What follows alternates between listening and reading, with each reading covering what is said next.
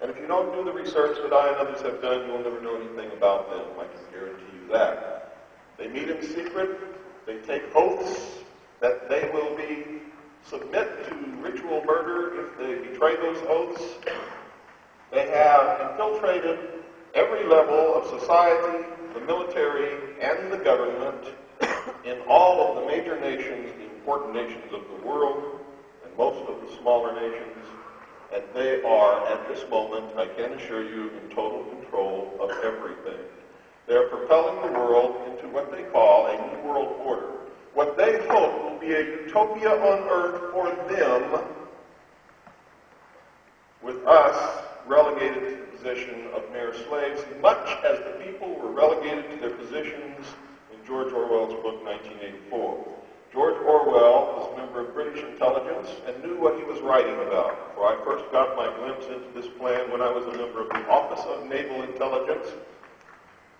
And British intelligence and the intelligence agencies of the United States of America are both working closely together to bring this about.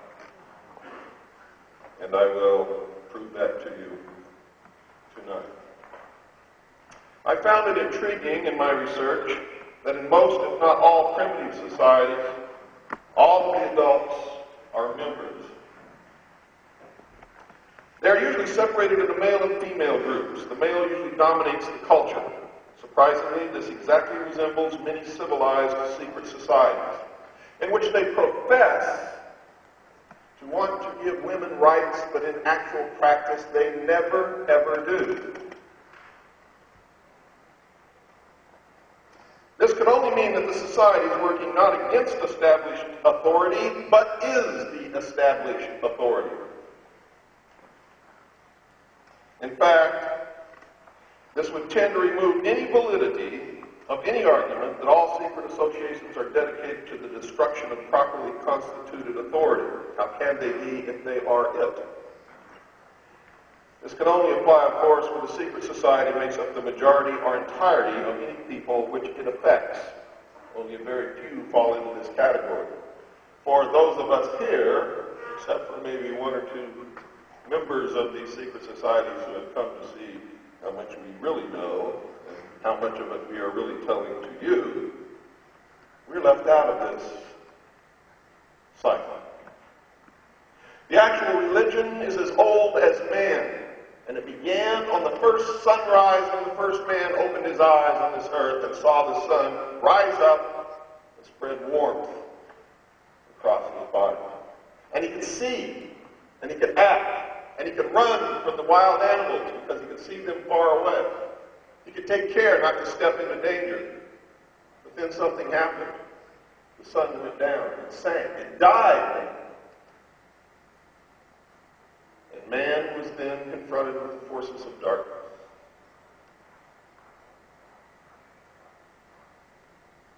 And man learned that the forces of darkness are not secure, that the beast can sneak up on him in the dark and eat him, that there is no warmth, that he must seek cover or shelter in order to survive. The next morning, however, man was surprised to see the sun was resurrected. It arose from the dead and again traveled across the heavens. It passed over and then died again. And this became the first religion, the worship of the sun. It was the first king who died to be resurrected to save his people. Now, to the priests of this religion, came later, this was all symbolism for the power of the God of the universe. The sun was the symbol of the God, and the God was called Baal or Baal, spelled B-A-A-L.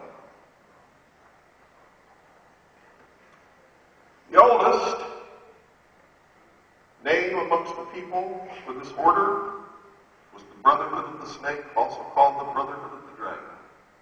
And it still exists under many different names and many different occupations, some seemingly opposing the other. But they're all the same. They control people with the Hegelian philosophy of political conflict resolution, thesis,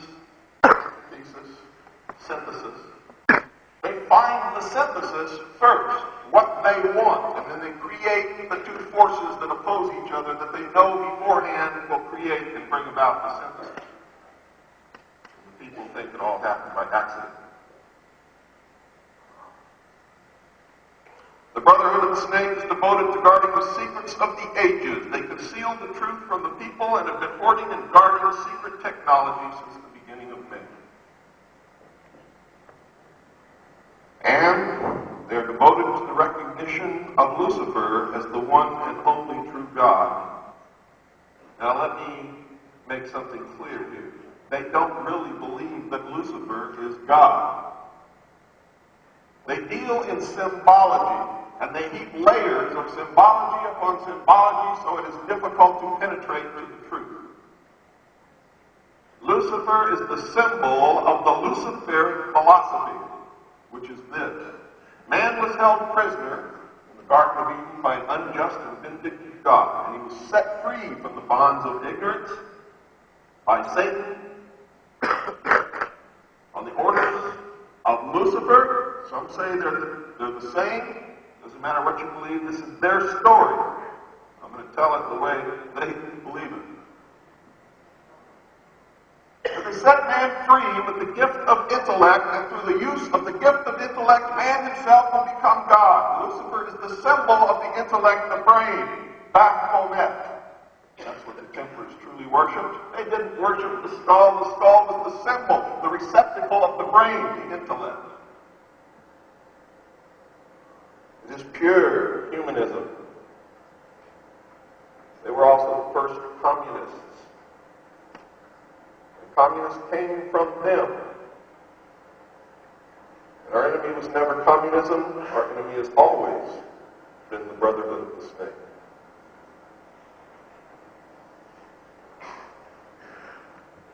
It is clear, ladies and gentlemen, that religion has always played a significant role in the course of these organizations and in human events throughout history.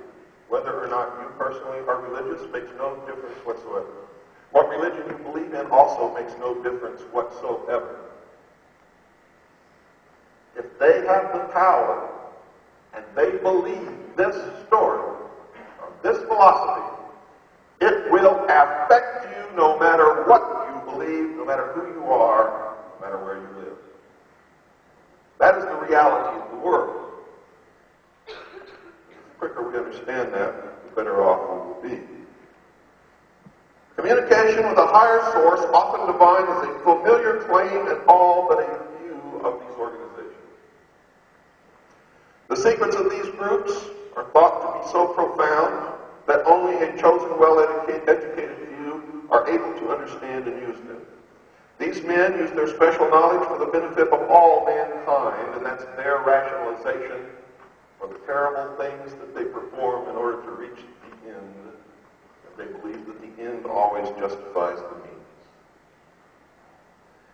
How are we to know what their end is? Well, throughout history, it's been kept secret, but they are so confident in attaining their goal now that anyone can find out. They're not even hiding it anymore. Indeed, it cannot even be said to be a conspiracy, for the definition of a conspiracy is two or more people who meet in secret to plan or do something which they know is illegal. They don't hide it any longer.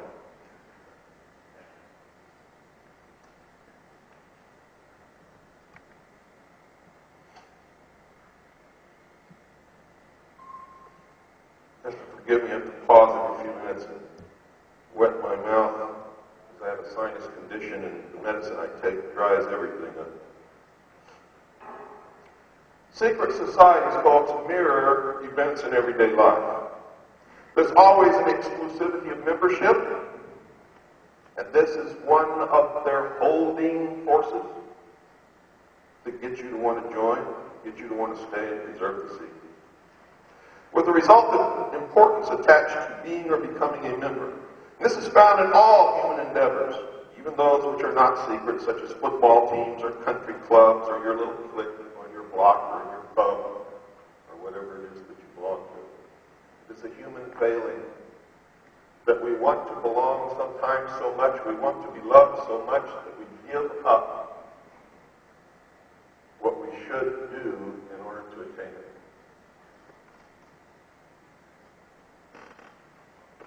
Because of this, most of the members of this exclusive secret society are insecure people. Insecure. Lacking in affection and love.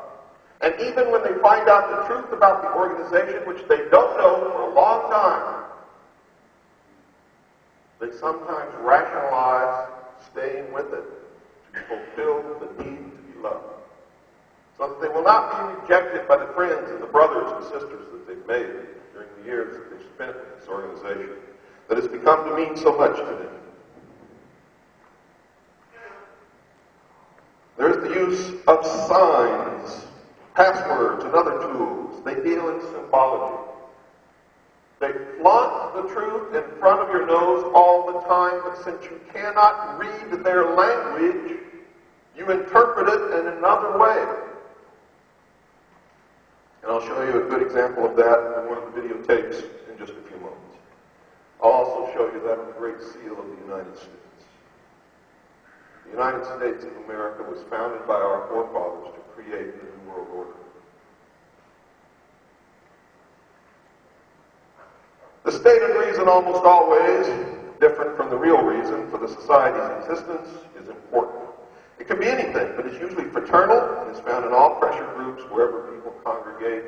And if you ask what the purpose is, it's a fraternal organization existing for the good of the community. Why do they take oaths that say that they talk about what happens during their meetings and the secrets of the lodge, that they will be slit from their throat to their stomach, or across their throat, or across their stomach, depending upon which oath and which degree they belong to. The comradeship is especially important, and notice the word comradeship. One of their bywords is comrade, our fellow traveler. And one of the ways that they can find out if you're a member or not, they ask you, have you traveled to the east? Are you a traveler? Are you a fellow traveler? And your answer will tell them whether or not you are a member.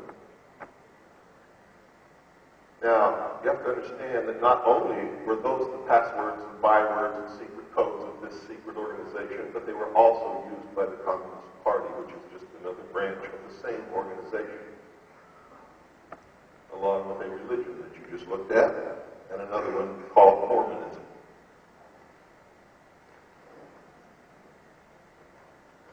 Sharing hardships or secrets has always been a special thrill to man. No one who has ever undergone the rigors of boot camp and the military service is ever likely to forget the special feeling of belonging and comradeship that was shared between the victims of the drill sergeant or company commander. Is that correct?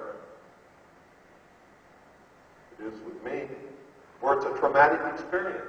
You are caused to die and be reborn, and that is what the process of initiation is all about. They destroy your previous life, your previous personality. They destroy everything that you've ever been taught in your life. They shave your head off. They make you all look alike, and you are reborn as a soldier in this unit, and your attachment to that unit never leaves you for the rest of your life. And it is brainwashing. It is the most basic form of brainwashing that there is. And all branches of the secret society requires that you be born again. You must suffer a ritual death and be born again. George Bush is a member of the Skull and Bones, which is a branch of the secret society. The ritual death, lying naked in a coffin in the crypt at Yale University, with a ribbon tied around his genitals, signifying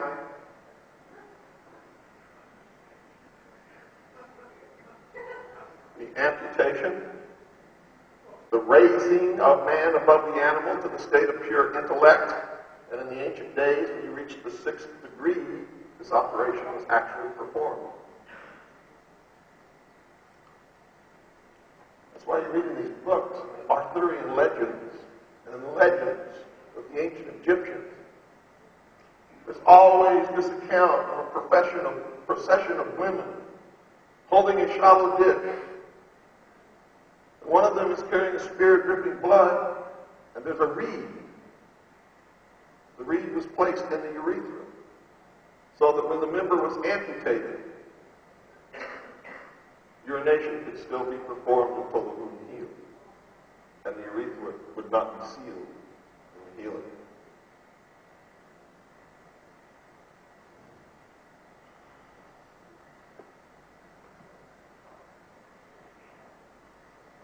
The most potent tool of any secret society, folks, is the ritual and myths surrounding initiation.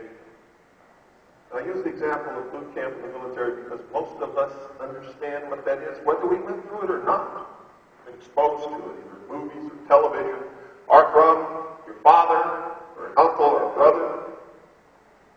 And even many of you women in here have probably served your country in one of the branches of the military service.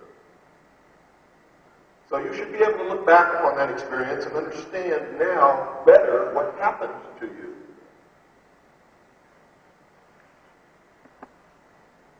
These special binding ceremonies have very deep meaning for all participants. Initiation performs several functions which make up the heart and soul of any true secret society. Like boot camp, the initiation into the armed forces of important aspects of human thought that are universally compelling are merged to train and maintain the efforts of a group of people to operate in a certain direction. Initiation bonds the members together in mysticism, and that's how they corrupt the next generation into going along with the generation that preceded them. Or to open your mouth is to give up your standing in the community.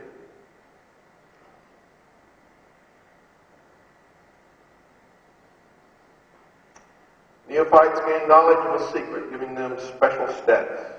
The ancient meaning of neophyte is planted anew or reborn. A higher initiation is in reality a promotion, inspiring loyalty and the desire to move up to the next rung and learn more. The goals of the society are reinforced, causing the initiated to act toward those goals in everyday life. That brings about a change in the political and social action of the member. And without even realizing the goal of the society, they are soon working to bring about the end, the completion of the ancient plan or the great work.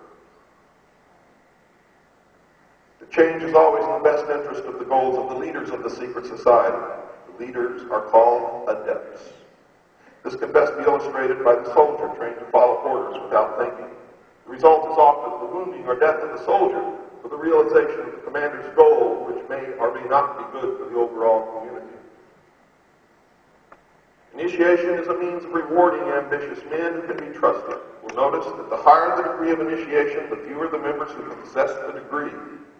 These organizations consist always of a pyramidal structure of membership, with a whole bunch of stupid, slathering idiots down here thirsting after the secrets that they will never know, and a few adepts at the top controlling them all. Why would anyone ever join a society that they know nothing about and are told from the beginning that they will never know anything about until they go through years of degrees of initiation? And we wonder how we can be manipulated so easily. Humanity, unfortunately, is flawed. We all battle daily within us to do the right thing and the wrong thing. Often the wrong wins out. Also, unfortunately.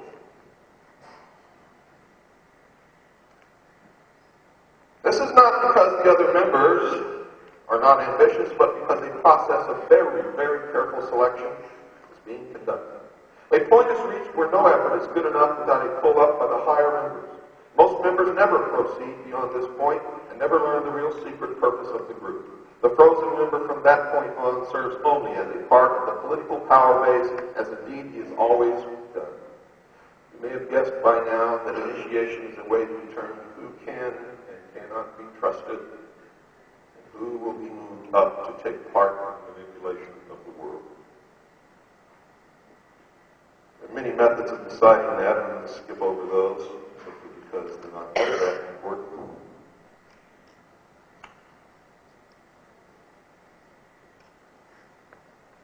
One of the mysteries is that religion, in most instances, but not all, is but a tool to control the masses. Knowledge or wisdom is their only God. Lucifer is the symbol of that God. The sun is also the symbol of God. So is Osiris, Ra, the light. And since some people say that Lucifer is also Satan, they may be satanic. However, I have not been able to prove or disprove that statement. So I will in the pyramid, and whenever you see that eye in the pyramid, you are looking at an organization that belongs to the secret group. Whether you call it Freemasonry or the Ancient Order of the Rose and Cross or the Knights Templar or the Sovereign Military Order of the Knights of Malta or the Knights of St. John of Jerusalem, it makes no difference. They are all the same. Another symbol is the beehive. Another symbol is the circle with the dot in the middle. There are many more. But the pyramid with the all-seeing eye is the most prevalent, the one that you will see probably most often.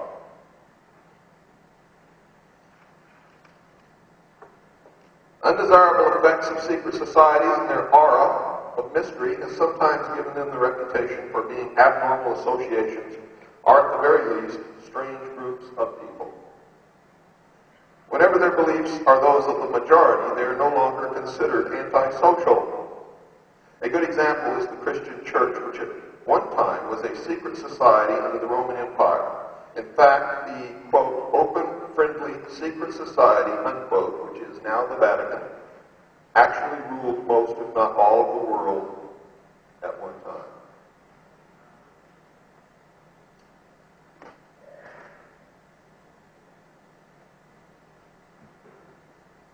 Since the beginning of recorded history, governmental bodies of every nation have been involved in maintaining the status quo to defend the establishment against minority groups that sought to function as states within states or to oust the constituted authority and take over in its place. In effect, they become governments within governments, veiled and hidden, but always the power behind the throne. Many of these attempts have succeeded, but have not always lasted. Man's desire to be one of the elect is something that no power on earth has been able to lessen, let alone destroy. And that is one of their greatest powers. It is one of the secrets of secret societies. It is what gives them a political base and lots and lots of clout. Members often vote the same and give each other preference in daily business, legal, and social activities. It is the deepest desire of many to be able to say, I belong to the elect. I am one of the chosen few. I know secrets that you do not know. I am one of the masters. Houses of worship and sacrifice existed all throughout the ancient world. They were in fact temples built in honor of the many gods. Gods were there for the people. The priests knew the true esoteric knowledge and gave the people the exoteric, or the common interpretation. Esoteric means secret or hidden, and the people were never given it. These buildings functioned often as meeting places for philosophers and mystics who were believed to possess the secrets of nature.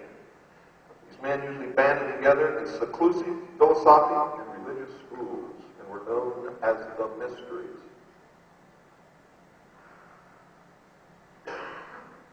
The most important of all these ancient groups is the Brotherhood of the Snake or Dragon, simply known collectively as the Mysteries. The snake and dragon are symbols that represent wisdom. The father of wisdom is Lucifer, also called a light bearer. And this is where the deception begins to come in, because Christ said that he was the light. That's why so many people get confused. I am of the light, therefore I cannot be wrong. Which light? Which light are you with? And who taught you about that light? And what does it mean? Because I can guarantee you, most of us only see the exoteric interpretation, not the real meaning. And many people are following the darkness, believing that they are with the light.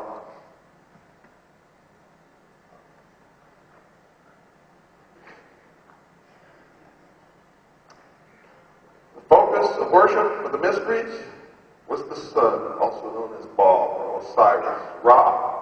The light, or Lucifer. Lucifer was the angel of light. He was the smartest angel in heaven. He had the most knowledge. He rebelled against God. He was flung down to the earth to be the master of the world. The legend of the mystery schools is that a star vanished from the sky. It was called the morning star. The morning star was Lucifer. How art thou fallen from heaven, O Lucifer, son of the morning star? That was the first UFO sighting in the history of the world.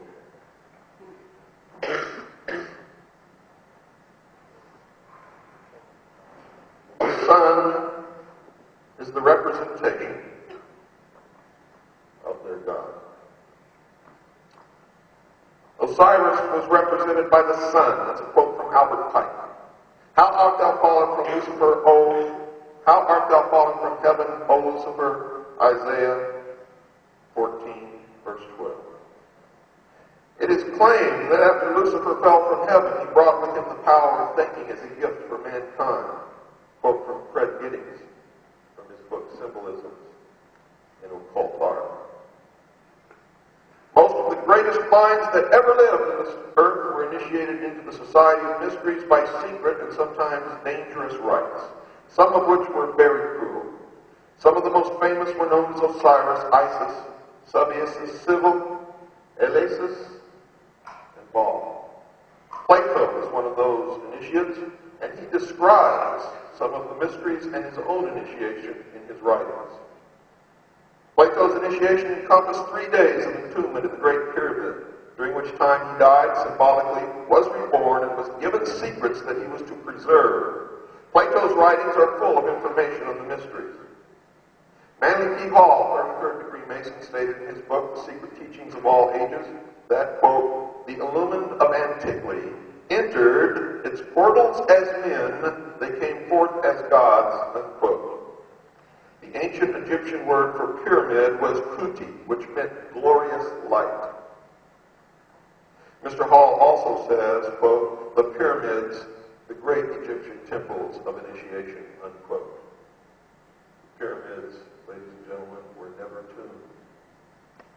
They were the temples of initiation of the worship of Lucifer. According to many, the Great Pyramids were built to commemorate and observe a supernova explosion that occurred in the year 4000 BC.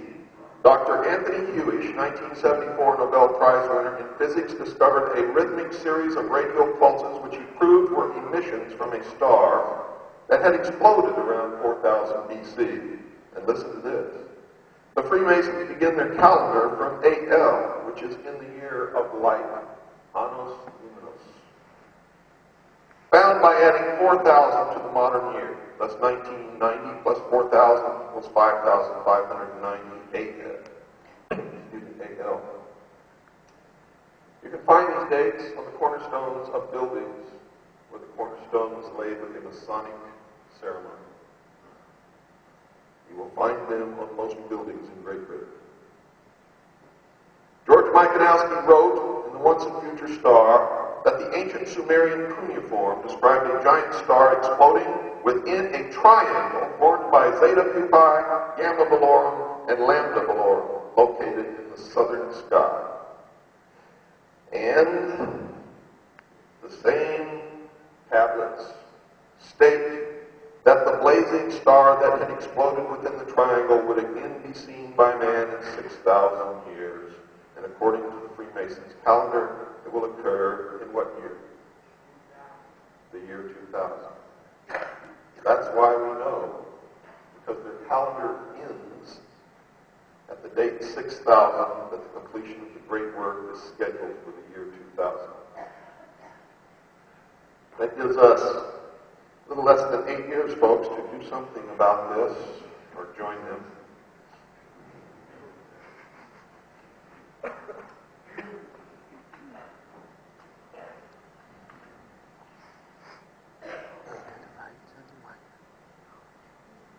Now here's some more of their beliefs, and I'm quoting.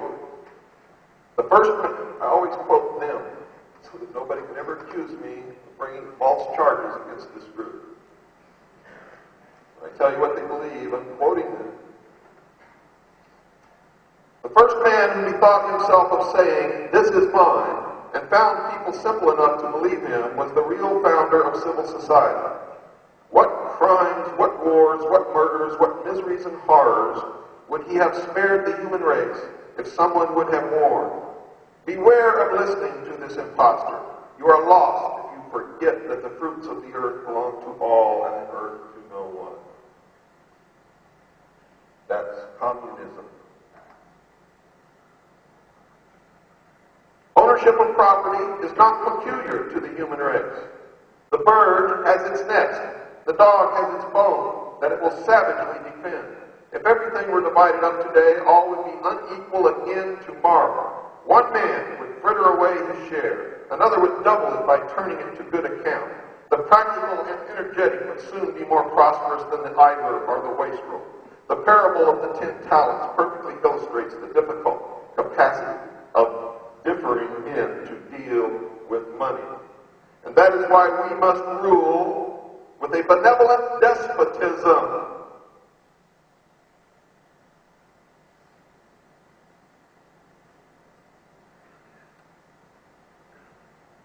This is the precise language of internationalists today, and it is of course easy to point out the evils of exaggerated patriotism. But it will not be found that the man who loves his country is less able to respect foreign patriots any more than that the man who loves his family is a worse neighbor than one who cares little for his wife and children. That's a quote of Nesta Webster. It was not one of them. The Bible tells us, and the laws of nature tell us, that he who dribbles away his money does not deserve it. He who beats his wife does not deserve a wife. It is to the fittest. It is to the one who earns, who does honest labor, should reap the rewards. Why should one labor to feed all? For in those kinds of societies, that's exactly what happens. Look what happened in communism, Russia, the Soviet Union. One of the most frequently quoted sayings of the people in the Soviet Union was, "We pretend to work, and they pretend to pay us."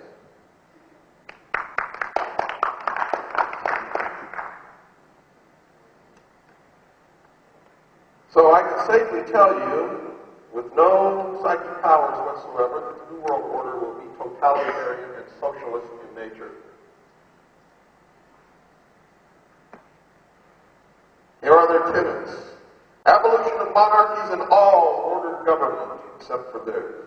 Abolition of all private property and inheritances. Abolition of patriotism and nationalism. Abolition of family life and the institution of marriage and the establishment of communal education of children. Abolition of all religion.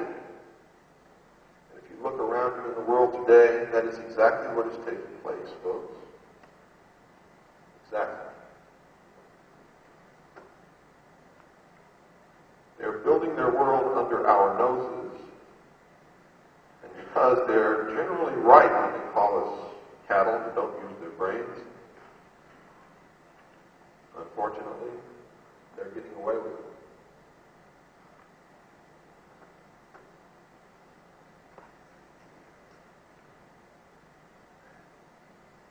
Cecil Rhodes, British subject, was a great friend of Albert Pike's, the man who established the control of the Illuminati in the United States for its evil intent. He was also a good friend of Giuseppe Mazzini, who was the head of the Illuminati in Europe.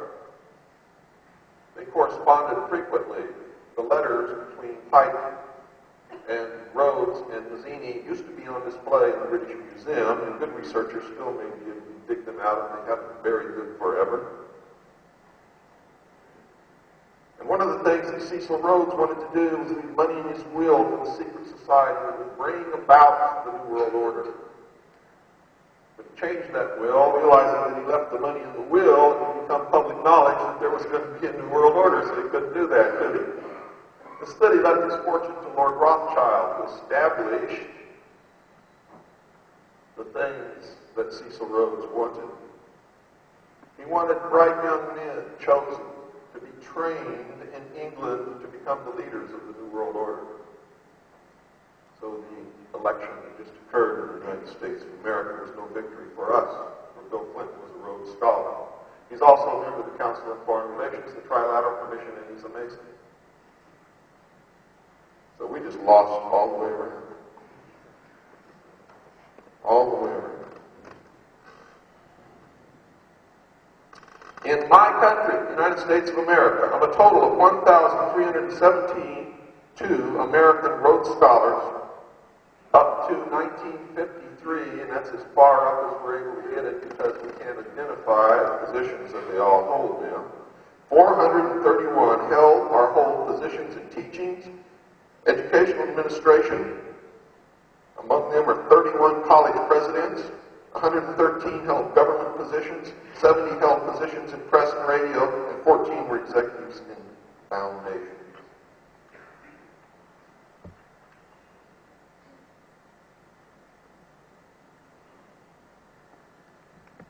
Here's what Adam Weishaupt said.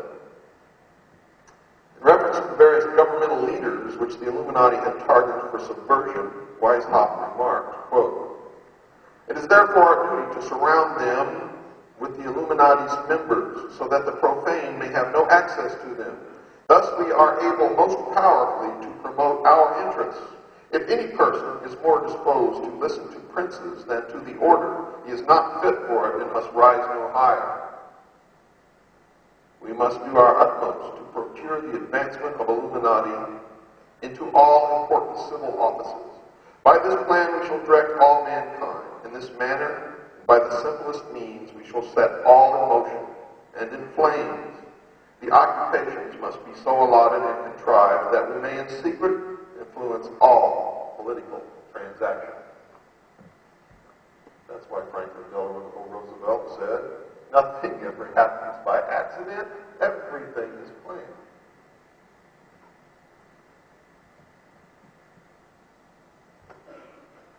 On the 16th of July in 1782, they had called a secret Congress.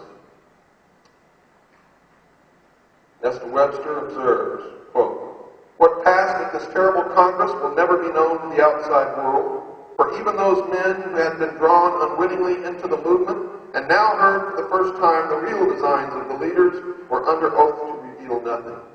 One such honest Freemason, the Comte de Berriew, a member of the Martinist Lodge at Lyons, returning from the Congress de Willemsbad, could not conceal his alarm, and when questioned on the tragic secrets he had brought back with him, replied, quote, 'I will not confide them to you. I can only tell you that all this is very much more serious than you think. The conspiracy which is being woven is so well thought out that it will be, so to speak, impossible for the monarchy and the church to escape from it.' From this time onwards, says his biographer, Costa de Beauregard, the Comte de Berriew could only speak of Freemasonry with horror." Unquote. Shortly after that, a messenger writing from the Bavarian Lodge to another lodge in Germany was struck by lightning and was killed. Fell off of his horse. The people ran up and found him carrying a pouch with papers in it, which they gave to the Bavarian government.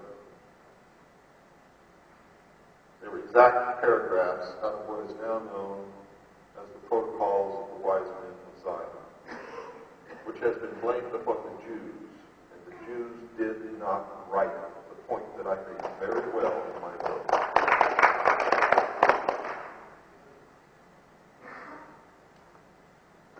You see, folks, in the New World Order, all existing religions will be destroyed, including Judaism. All of you who have been persecuting the Jews, thinking that they're the cause of all of our ills, are falling exactly right into the hands of those who would enslave us. For that is how they manipulate us, and that's how they destroy us, by getting us fighting against each other. In the United States, it's blacks against whites. I never met a black man or a woman who ever sat around their kitchen table and thought seriously about coming to kill me. And I never knew any white person in the United States who ever did the same thing. Yet constantly, social pressures are put upon us to battle with each other. And if you trace these social pressures, they always lead to the same place, the lodges of Freemasonry, which to this day are segregated. They have black lodges, but they're all black members. They have Jewish lodges, but they're all Jewish members. Yes, they do. It's known as the Order of the Eastern Star. The Eastern Star, remember the morning star, that's Lucifer. You'll have to ask Margaret. I live in the United States.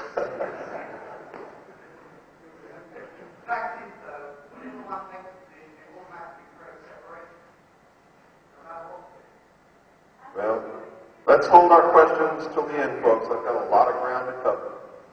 I realize this is upsetting. I realize that some of you have family members who belong to this organization. I realize that some of you are hearing this for the first time and don't really understand what the hell it is you're hearing. But please be patient. The Council on Foreign Relations Handbook of 1936 provides the following details concerning the organization's establishment by Freemasons on May the 30th, 1919. Several leading members of the delegations to the Paris Peace Conference met at the Hotel Majestic, and that's where Operation Majestic 12 comes from, the deception that is trying to convince you that aliens are here, in Paris to discuss setting up an international group which would advise their respective governments on international affairs. The U.S. was represented by General Tasker H. Bliss, Chief of Staff, United States Army, Colonel Edward M. House, Whitney H. Shepardson, Dr. James T. Shotwell, and Professor Archibald Coolidge. Great Britain was unofficially represented by Lord Robert Cecil, Lionel Curtis, Lord Eustace Percy, and Harold Temperley. It was decided at this meeting to call the proposed organization the Institute of International Affairs. Percy eventually became Pierce in the United States.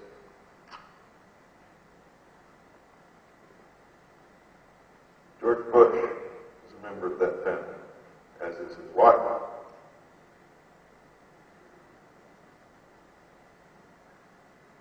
At a meeting on June 5th, 1919, the planners decided it would be best to have separate organizations cooperating with each other. Consequently, they organized the Council on Foreign Relations with headquarters in New York and a sister organization, the Royal Institute of International Affairs in London, also known as the Chatham House Study Group. To advise the British government, a subsidiary organization, the Institute of Pacific Relations, was set up to deal exclusively with Far Eastern affairs. Other organizations were set up in Paris and Hamburg, the Hamburg branch being called the Institute for Auswärtige Politik, and the Paris branch being known as the Centre d'études de Politique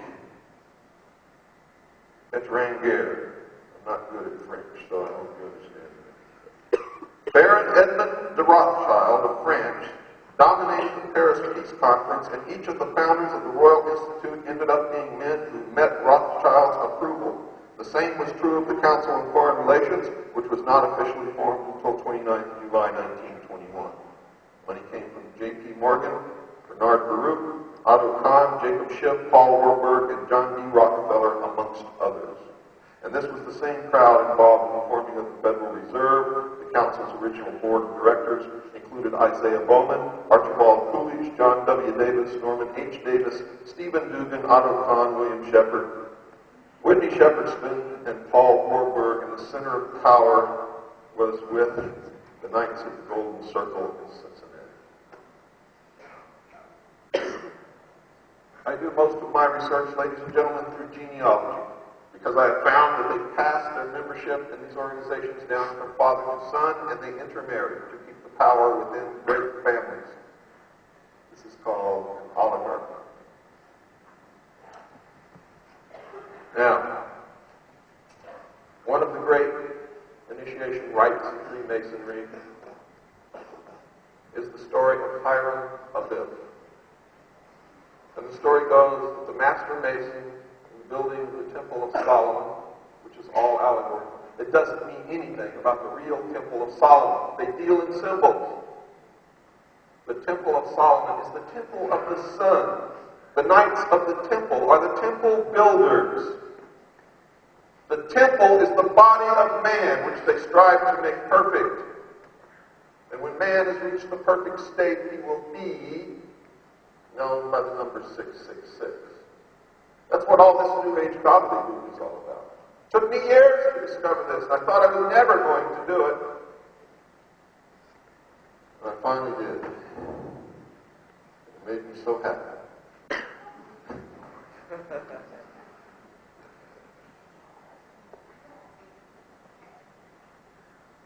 Hiram Abiff, the master mason of the temple, was killed by 3 fellow craft members. He was struck in the back, in the throat, and in the head. This symbolized, folks, not a real murder that actually took place in history. That's for you to think. It symbolizes the oppression of the order, the religion of Baal, by the state, by the church, and by the mob. And they are sworn to avenge the death of Hiram Abiff by destroying the state, the church, and shackle the mob. Who do you suppose the mob is? It's you and I. They want to enslave us forever. And if we're not very careful, they are going to do it.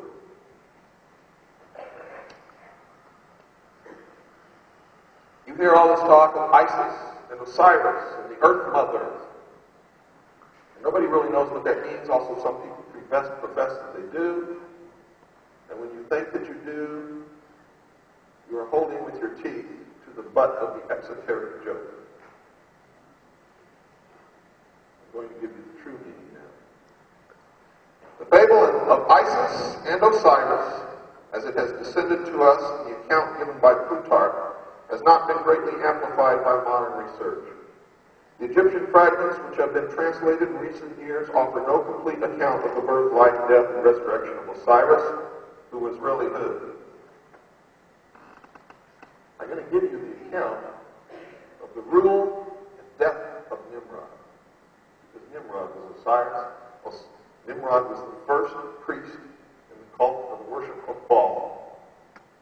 And the story of the life and death of Osiris is the story of the life and death of Nimrod, who represented their god, Lucifer. The ancient Babylonians, Nimrod was the light, the chief priest. He was the one who created the religion in the first place, built the city. He taught the men how to make war, go kill animals. According to legend, his wife taught the women how to plant and harvest crops. This is what is meant by the gift of intellect, knowledge to man. Does everybody follow me, I hope? If you get lost in this, heaven help us all, because it's complicated.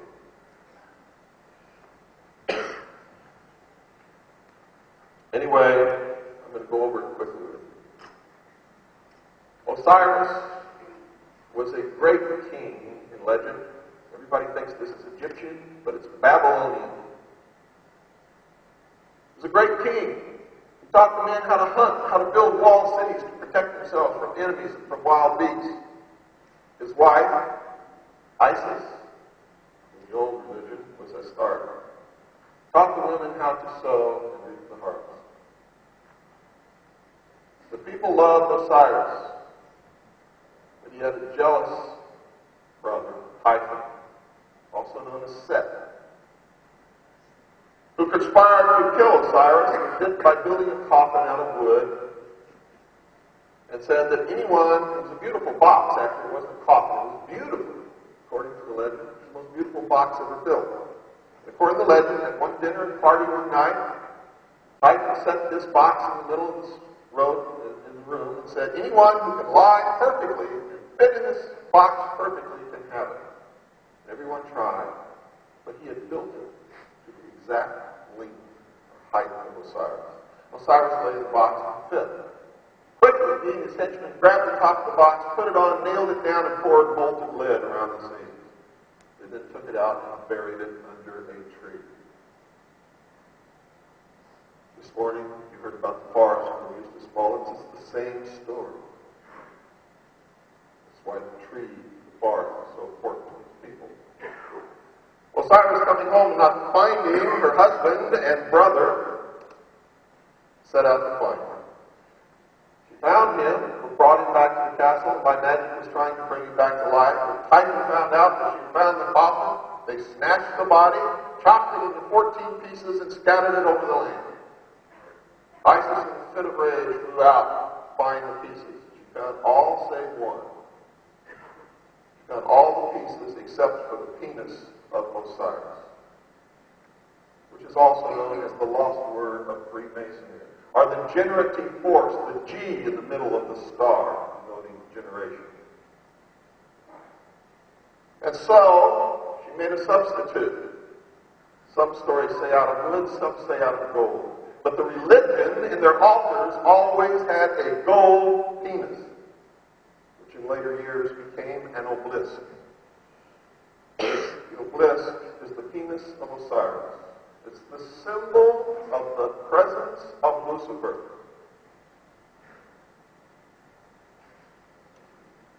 It's the lost word of Freemasonry. It's all of those things. Isis, in her sorrow, changed into a hawk and hovered above the body in a magical ceremony and became pregnant with a child, Horus. Now I'll interpret all of this for you, folks.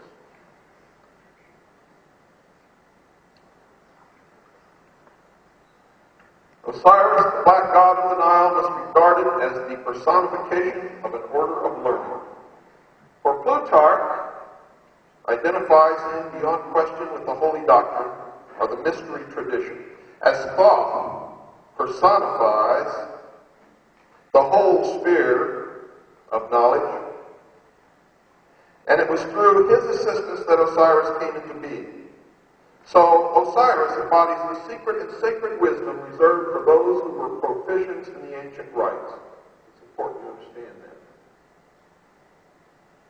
Unquestionably, Osiris was later confused with other members of that vast pantheon of divinities which developed in the decadent period of Egyptian religious culture, but to the elect he represented to the end primordial knowing, the gift of intellect to man by Lucifer,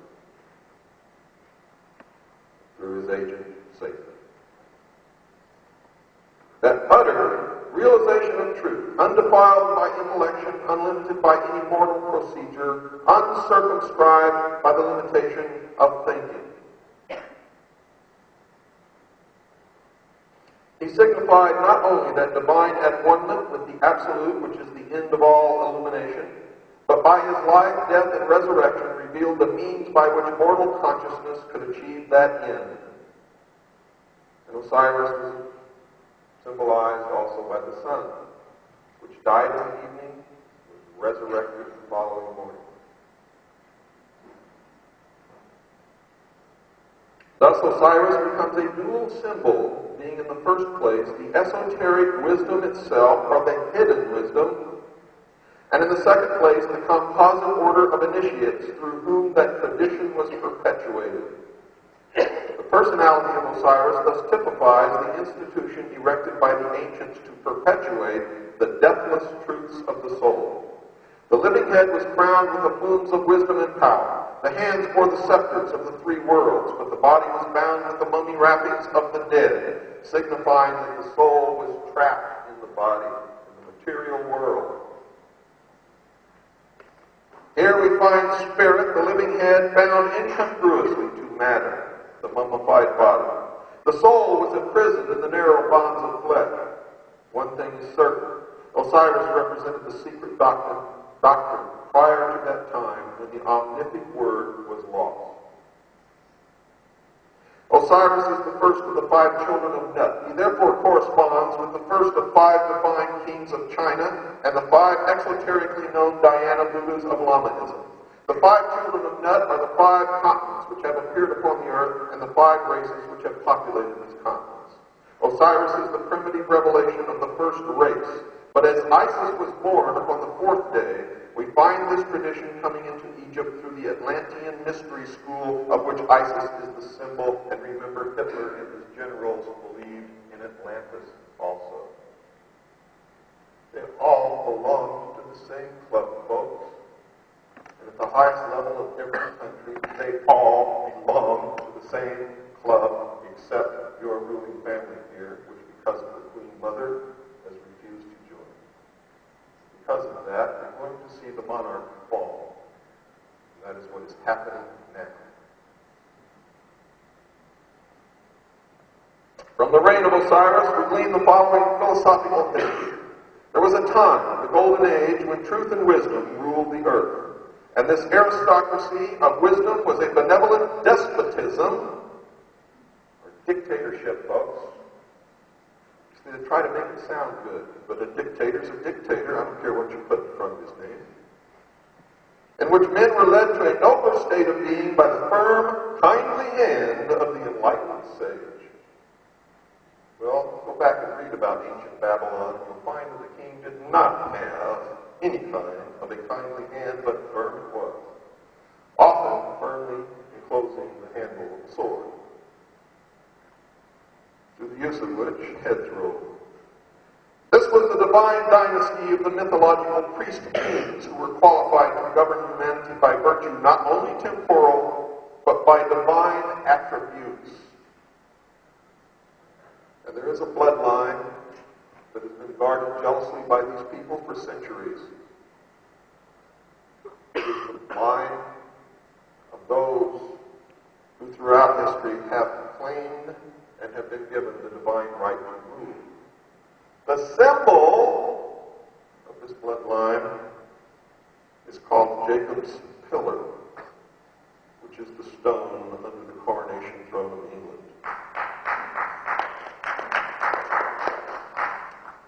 Through his priests, Osiris, representative of the hidden tradition, ruled the entire world by virtue of the perfection resident in that tradition.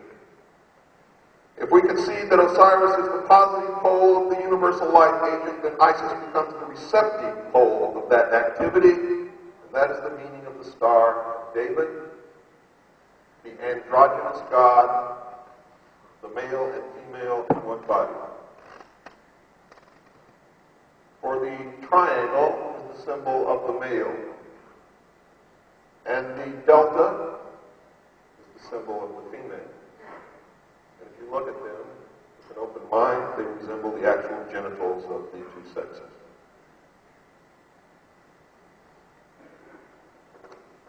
In other words, folks, Osiris is the doctrine, Isis is the church. You can forget all this earth mother bullshit.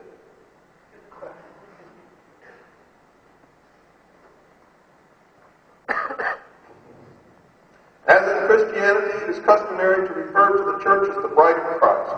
So in Egypt, the institution of the mysteries was the great mother, the consort of heaven itself. From this interpretation, we gain a deeper insight into the symbolism of the whole Osirian cycle. Isis becomes the temporal order of the priesthood, the accumulative body of initiates. She is personified as the temple. She is the mother of all good, the protectress of all right, and the patron of all improvement. She ensures nobility, inspires virtue, and awakens the nobler passions of the soul. As Diana of Ephesus, she is the multimamia who feeds all creatures creatures from herself, and that is the true meaning of the statue with about 13 breasts. It's not lewd. It's their symbolism that Isis is the multimanian who feeds all creatures from herself. Now, I'm not saying I agree with any of this, just telling you this is what it is. This is the truth. Without the truth, we can never be free. Like the moon, she shines only with the light of her sovereign sun, and that is the meaning of the sun and the moon in so many pictures and paintings that you see. It is the meaning of the crescent moon and the star. It is the meaning on the altar of Catholic churches of the both of Isis and the disk of Osiris. And you can see this everywhere. The sun and the moon are the symbols of Isis and Osiris, the mysteries.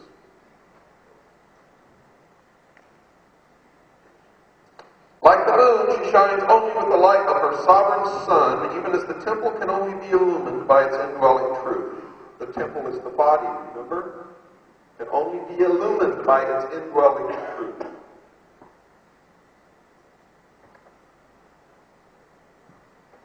Typhon is the embodiment of every perversity. This is their belief. He is the negative creation, the Ahriman of Zoroastrianism. He is black magic and sorcery, the Black Brotherhood, also called the Jesuits. Nephthys, his wife, is the institution through which he manifests. He is neither a single evil nor even a sequence of ills, but an infinite diversity of them, indescribably insidious, empowered to infect the fabric of church and state. Typhon lured Osiris into the ark of destruction at the time when the sun enters the house of the scorpion. Hence we know him to be the eternal betrayer, that ageless Judas, who undoes all good things and inevitably presages ruin. And according to the mysteries, Christ represents Osiris and Judas is Typhon in the mystery of the Christian religion. And once again, I'm not saying I believe this, just telling you this is what they believe. And if they hold the power, it will affect us no matter what we believe. Please understand that. He is the power of the physical universe which is constantly seeking to destroy the spiritual values locked within its substances. He strikes in the 8th month. Suppose that a child delivered in the 8th month of the prenatal epoch cannot live because of the curse of Typhon. Osiris was born in the 7th month, and that's why the United States Declaration of Independence was signed in July. I'll show you that later. All of our forefathers in the United States were Freemasons. Every member of the party that formed the Boston Tea Party through the tea in the Boston Harbor were Freemasons. Paul Revere was a Freemason. George Washington was a Freemason. Benjamin Franklin was a Freemason. Thomas Jefferson was a Freemason. Learned Jesuit father sees in Typhon Cain and his brother Osiris Abel. See how they turned it around? Truth is, nobody knows who anybody is. They don't know either. You know how they can tell who is one of them? If you consent to be one of them and keep the secret, you are one of them. Doesn't matter if you are a Jew, if you are black, if you are white, or what religion you belonged to before you joined. George Bush is a member.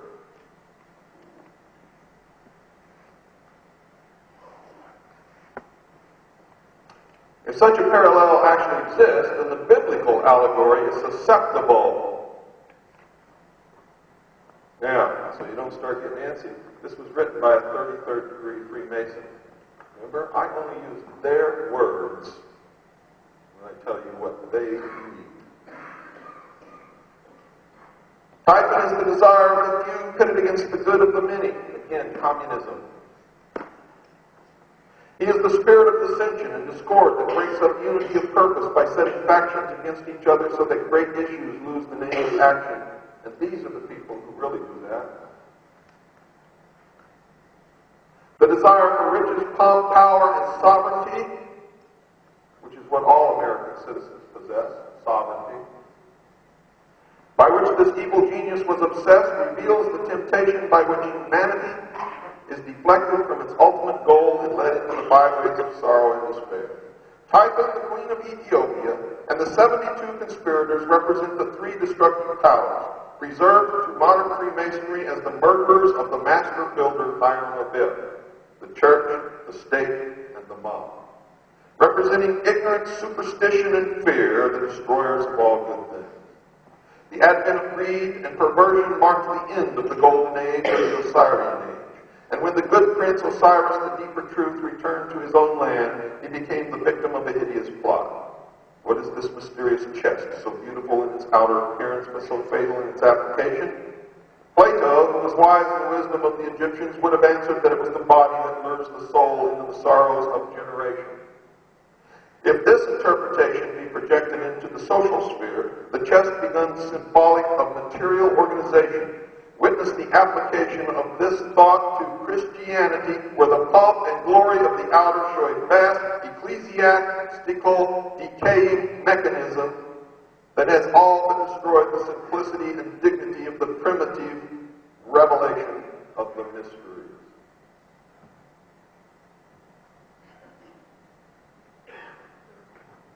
Christians will not be allowed to live in the New World Order. Neither will be the followers of Judaism, Islam, or any other religion. There will be a new religion, a humanist religion, where man will be God and religion will change with the needs of man.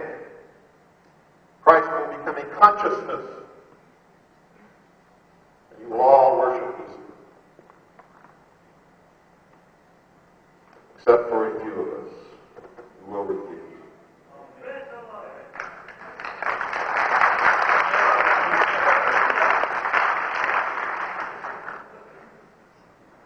With truth dead, or at least exiled from the invisible world, material facts were superseded by opinions. Opinions bred hatreds, and men finally fought and died over notions both senseless and soulless. What's wrong with their interpretation, folks, is that every investigation, the beginning of every war, and every theft, and every destruction of a nation and peoples that were living happily, lead you right to their door. Every time. But you see, this is written by a 33rd degree Freemason who then shows this to a new initiate who believes it. They're not told the truth until they reach the 30th degree.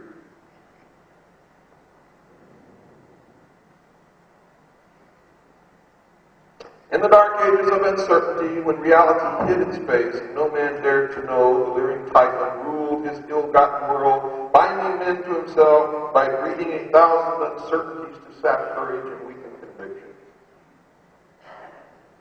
And in that, they're absolutely right. During the dark ages, the oppression of the Catholic Church was horrible. And anyone who whispered anything that disagreed with the utterances of the Pope were burned at the stake. Men ask, why seek to know? Knowledge does not exist. Life is a cruel jest, purposeless, and of short duration. Because the human mind demanded intellectual expression, Typhon sowed the seeds of intellectual confusion, so that numerous orders of learning appeared which were convincingly plausible but untrue. These various orders of thought survived by catering to the weaknesses and limitations of the flesh. Today our great industrial civilization is feeling the heavy hand of an outraged destiny. The evil genius of our ambitions has again undone us, and our follies crumble about us. Typhon rules the world. The earth today is the arena of the ambition, which is another lie. You see, because when you investigate who really rules the world, these men occupy the top positions in every country of the world. Remember, Satan is the great deceiver. What then of Isis, the mother of the mystery, she who was so defiled and desecrated by the profane that her sages and prophets were forced to flee into the wilderness to escape the machinations of the evil one?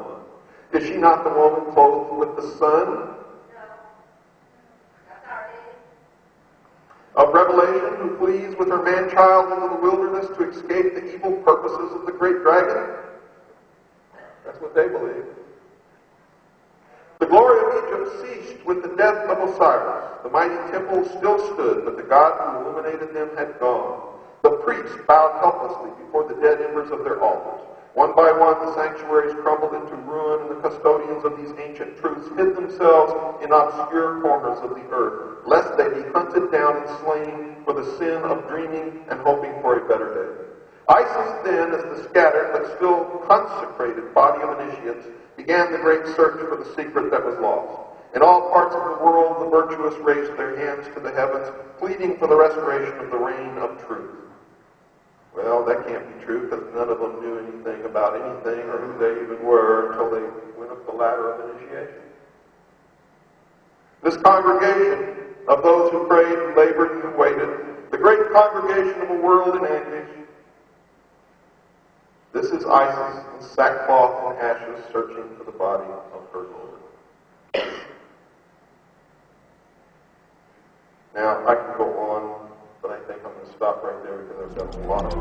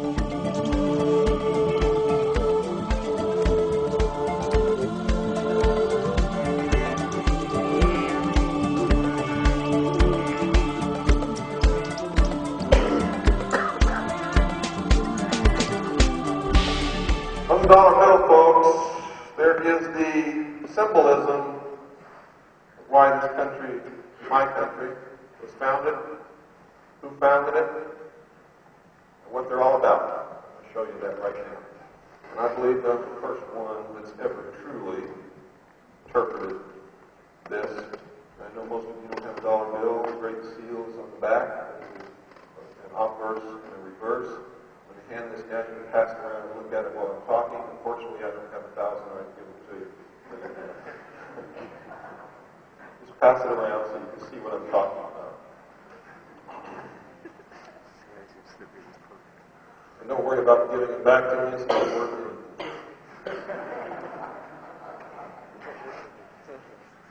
It says it's a note. If you try to redeem it, they'll laugh at it. For those of you who really know what a note is. On the obverse of the front of the Great Seal of the United States, you'll see an eagle. In the beginning, it was a phoenix bird. The phoenix is the symbol of the sun. It's also the symbol of death and resurrection. The phoenix is also the symbol of the New World Order rising from the ashes of the old, as in the Phoenix Journals. You'll see that this eagle has a crest upon its chest with 13 bars and 13 stripes. That is the symbol that the vital organs, the secrets, are protected. 13 is the number also of the phoenix. It is the number of death and resurrection. It is the number of Christ, of Osiris, of Nimrod. And if it's an unlucky number, then the United States of America is the only most unlucky country that's ever been born upon this earth, because everything here is 13. In its beak, you'll see a ribbon that says, E pluribus unum. Out of many, one, and they don't mean states. You'll count in the left wing 32 feathers, the highest degree in the Scottish Rite of Freemasonry. right wing, you'll count 33, the meritorious degree granted only to those who help the furtherance of the plan and the completion of the great work. It's an honorary, meritorious degree. You'll see 9 tail feathers representing the 9 hidden supervisors. You see that also in the ancient order of the Rose and Cross, 9 founding members. The ascended master.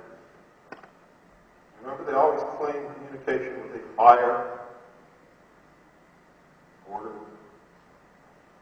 In the left talon, you will see 13 arrows, which denote aim, purpose, and, if necessary, death to those who oppose. In the right, an olive branch with 13 leaves and 13 olives, symbolizing that they are bearing fruit finally. And that they would rather do it peacefully by deception. For have you ever eaten the fruit of the olive tree? It doesn't taste good, folks, unless it goes through a long treatment. Above the head of the eagle, you will see a glory, in which is the symbol of the androgynous god of the mystery schools, Lucifer. Now, this is not the symbol of the Jews. This is an ancient symbol. The Jews did not even adopt this symbol until the 17th century. It was not the seal of Solomon ever. Ever. You will see 13 stars, 5-pointed, representing the feminine, which make up a 6-pointed star representing the masculine. And they're together. You can also draw the male and the female parts, symbolizing positive, negative, good and evil, male and female. And around the outside, you can count 14 little puffs of clouds representing the 14 parts of Osiris that were chopped up and scattered over the land. On the reverse of the Great Seal, the first thing you'll notice at the top is Annuit Septus. According to the Freemasons and the dictionary and all of that stuff, Annuit Septus means he approves of our work. He who? Well, to them it's Lucifer. Everybody else has always thought it was God. But a more literal translation of this Latin, Annuit Septus, means announcing the birth of. And underneath it says, Novus Ordo Seclorum, which means literally translated, new order of the ages or new world order. Secular is also used to mean worldly. Seclorum is intentionally spelled wrong so that exactly 39 letters come out, adding the letters in the bottom course of the pyramid, which make up the Roman numerals denoting 1776. Also the year the Illuminati was founded in Bavaria by Adam Weishaupt, who was a Jesuit.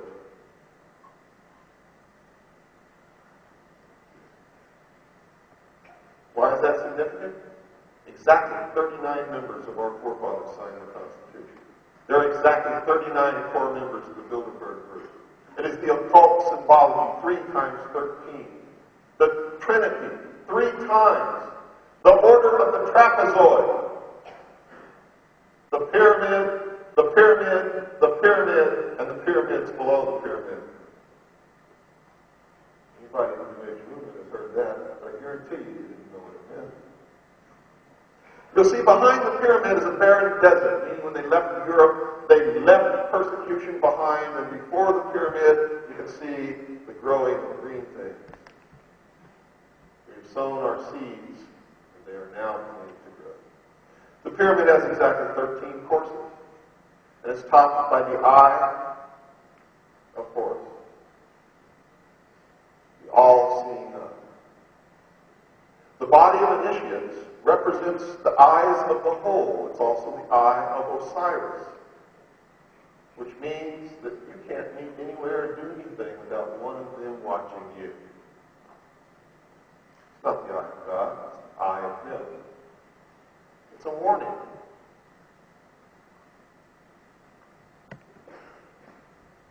Now, the order of the trapezoid is those who believe, I'll put it the very easiest way that you will all understand it. For every action, there's an equal but opposite reaction. It's the law of the universe. It's one of the first laws of physics, right? Everybody understand how that works? They believe that creation begins with a thought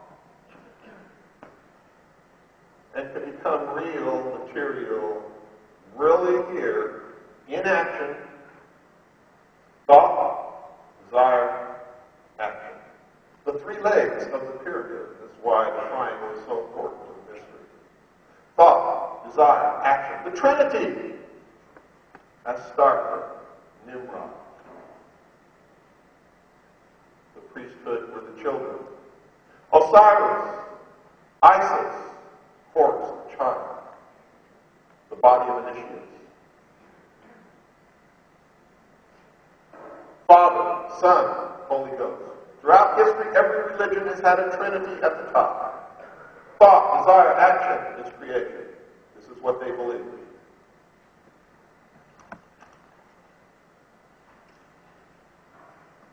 So, 3 times 13, folks,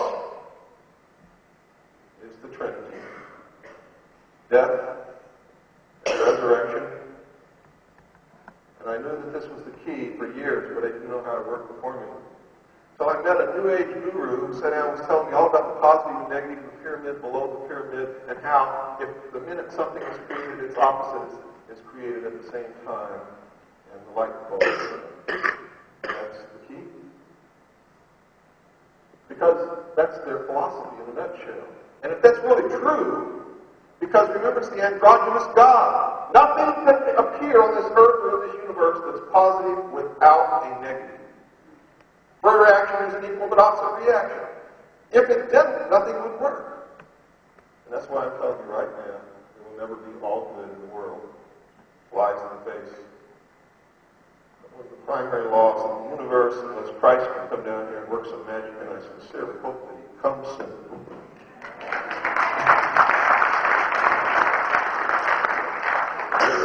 So, I knew that now my Trinity here had to have a pyramid below the pyramid, so I did it. And then I went back and studied my forefathers, because I knew this nation was created for a reason, and everybody's talked about it in my country since the inception of this country, the secret destiny of the United States of America. Everybody talks about it. Nobody knows what it is. So I knew also that if all this other stuff was on the Great Seal, then the identity of our forefathers and what they were up to would also be on this Great Seal, and it is. On the bottom course of the pyramid are the Roman numerals 1776. I also discovered that Benjamin Franklin and Thomas Jefferson both were probably the 2 best astrologers that ever lived in their day. And it was them who calculated the exact date and time that the United States would be born by the signing of the Declaration of Independence. So I just merely took this and plugged it into the formula. The generative force is the male part, the penis of Osiris, the lost word of Freemasonry. So I have to do it with the top pyramid, the penis, the generative part. So all I did was plug this in. I didn't even change the order of the numerals at all. M, D, C, C, L, X, X, V, I. I just put them where they naturally belong, starting with the apex of the first triangle and moving right across in the exact order that they appear. So what have I got? Across the top, I got MCX. That's 1,110. And being the researcher that I am, I quickly latched on to what that meant. That is when the Priory of Sion founded itself upon the Temple Mount in Jerusalem and began its search for the relics of the religion of Christianity and the mysteries. Everybody thinks the Priory of Sion is a priory of the Catholic Church, and it is not. The Priory of Sion quickly commissioned 9 others to help them search the caves in the Temple Mount to find the relics. These men, 18 years later, became the first 9 members of what is now known as the Knights Templar. So our forefathers were Knights Templars.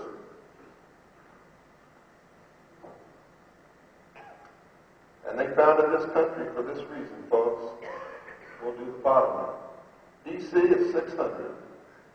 LX is 60. BI is 6. the United States of America was founded to bring the Antichrist into the world.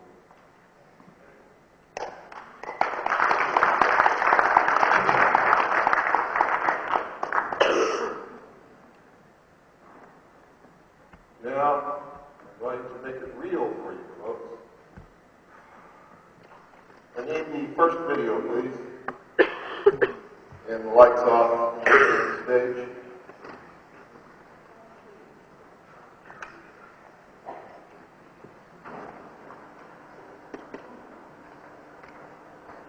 Believe me, I'm not pleased by any of this. This happens to be true.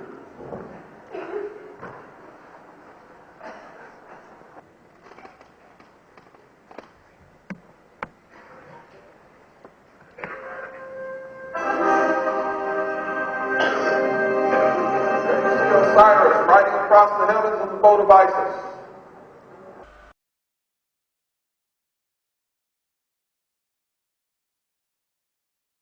And let's have the next one. Wait, hold up on the next one for just a moment.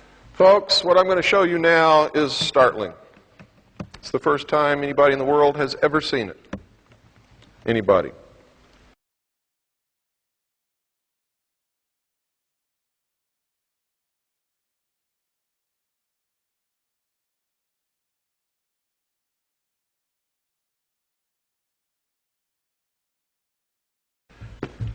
Probably the most dangerous thing I've ever done, what I'm going to do now. Dealey Plaza in Dallas, Texas is on the 33rd parallel. It is in the shape of a pyramid, the eye being the underpass going under the railroad bridge. In Dealey Plaza are the four quarters of a Celtic temple and an obelisk dedicated to the location of the first Masonic Lodge in Texas. It is an outdoor pagan Masonic temple of the Scottish Rite. The first and only Catholic president in a Freemason-founded and controlled country. He was shot in the back, in the throat, and in the head, the exact same wounds suffered by Hiram Abiff in the Masonic initiation. With one blow, the Scottish Rite of Freemasonry destroyed the political will of the American people, struck a serious blow to the Catholic Church, and crippled our country.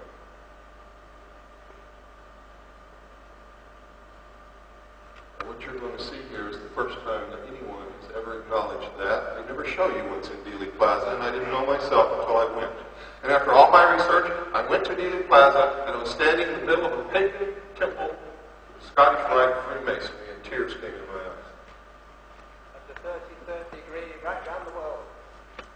That's correct. If you look into history, you'll find that many, many famous assassinations have occurred on the 33rd degree.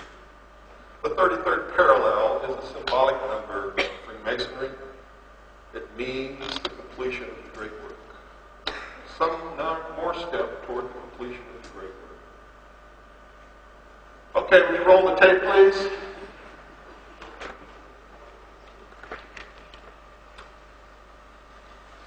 Could you dim the house lights, please? Thank you. You can see Dealey Plaza, the obelisk where Kennedy was shot. The sixth floor window is a perfect triangle. Also, where Oswald was shot is another triangle. You can see the four quarters of the Celtic temple, which indicates the Scottish Rite. That's the grassy knoll. We rented a helicopter and did a flyover. That's the grassy knoll there. That's the railroad yard behind.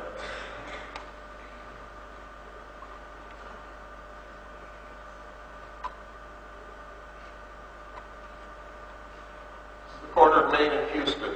Kennedy came down Main, turned right, and went that way on Houston Street. They were supposed to go directly down Main Street through the center of the triangle, but the 33rd parallel is up on the hill. 33rd, 3-3 to 6. Sixth floor window. And there's another combination of 2 3s, which makes the third 6. the obelisk, the penis of Osiris, crowned with a flame representing the light or Lucifer. It also represents knowledge, the intellect, primordial knowing.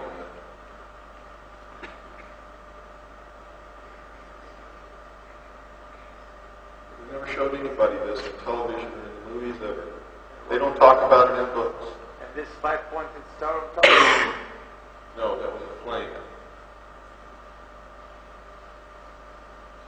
First, Fraternal Lodge. We followed the Historical Society to make sure that it was the Scottish Rite of Freemasonry. The plaza is named after a man named Dealey, who was a prominent Freemason in the city of Dallas. John F. Kennedy was the sacrificed king.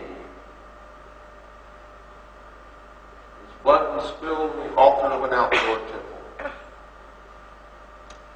Why noon? The God is the sun as it reaches its highest point and has its greatest power at noon.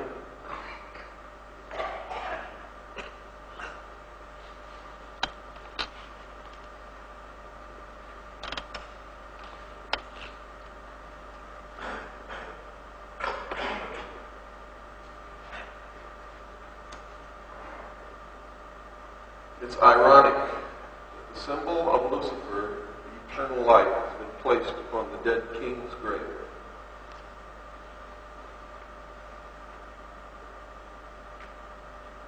What a victory!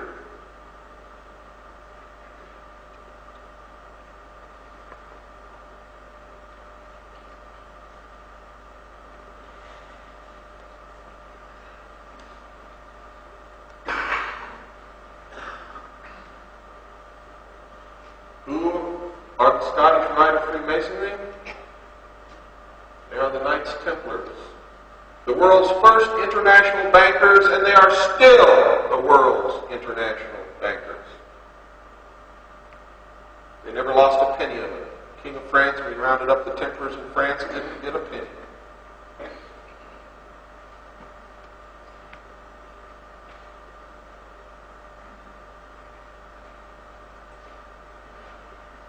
And that, folks, is where Lee Harvey Oswald was shot. They never told us that that was in Dealey Plaza either. All sacrifices must be performed in the temple. That's the old Dallas courthouse. And on the roof you will see the symbol of the Brotherhood of the Dragon.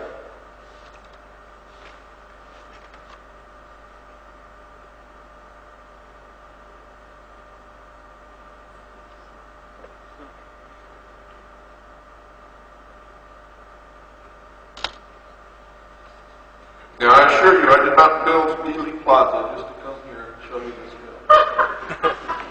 But someone will accuse me of that. Right, Eustace? This is the reflecting pool. And you see the pyramid beneath the pyramid, the positive and the negative. And at that time of day, I was standing in direct line with the obelisk and the 6th floor window, and the reflection points directly to the 6th floor window. It was amazing to watch all these people walking around there not understanding what it was that they were staring at. You see how arrogant these people are? Their arrogance is overwhelming. They have no fear of us.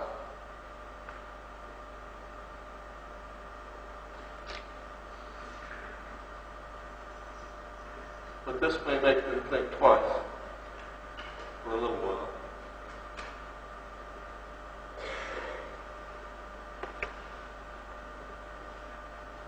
This is behind the grassy knoll. I can guarantee you Kennedy was not shot from behind the grassy knoll. I've stood at that fence and watched the cars go by. It is the worst place an assassin could ever choose. Especially as they all describe the man back there having a scope on his rifle. Now, if you're a marksman and you realize how close that road is to the fence, and you try to shoot somebody coming from left to right, directly across in front of you, that close, using a scope, and you tell me that you're a good assassin or a marksman, I'll tell you you're out of your mind. but somebody was back there making noise like a gun. I don't know if it's firecrackers, or bullets, or blanks, or what. But whoever was behind that knoll making the noise was not the person who was to kill Kennedy, or that killed Kennedy, as you will see. This is from the corner. All kinds of things. You know, they all show us the grassy knoll and tell us there was a gunman up there, but they never take you behind the grassy knoll with a camera to show you how impossible it is to kill a president from that position. But that's what they want us to believe, because we'll never get at the real answer if we don't, or if we do. And remember, on the day Kennedy was shot, there was people all over there. All over there, just like now. Probably more people.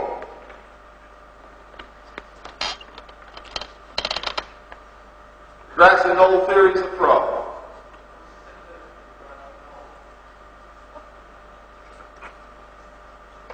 We found these two storm drains. And the one on the right, there was no hole to look out of, so we looked out the one on the left. It's certainly a better position than the grassy knoll. The one on the right would have been much better. And down below and the one on the right, both connected by a big culvert between the two, is a manhole cover that disappears into the sewage system of the city. We know that some shots came from the front, but we don't have any. And we don't even know if that's the place. We just know that the grassy knoll is an insane place where an assassin can intend to shoot someone if he wants to be successful.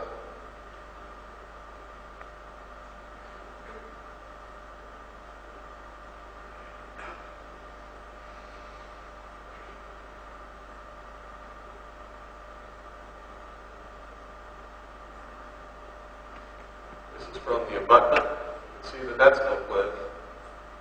Really, the only good place is up on the bridge.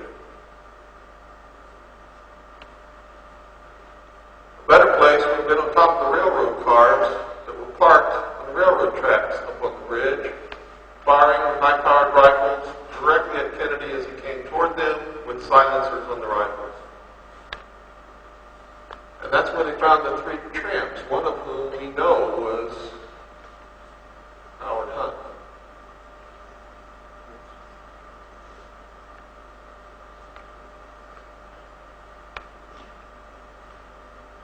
We found those three tramps in the railroad cars.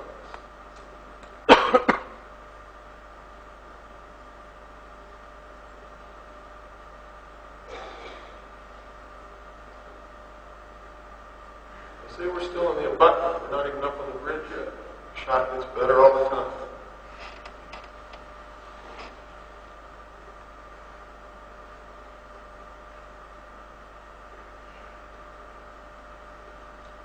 Now we're on the bridge.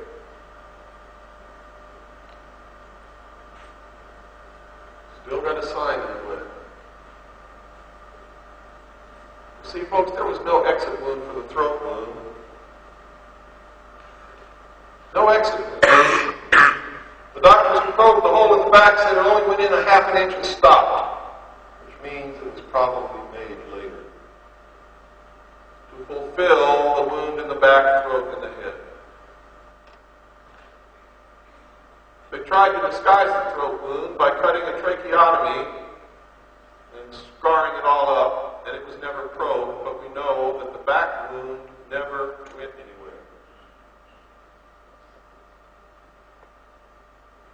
That's a perfect shot, whether it's from laying down, firing through the balustrade, or from the top of one of the boxcars on the railroad tracks.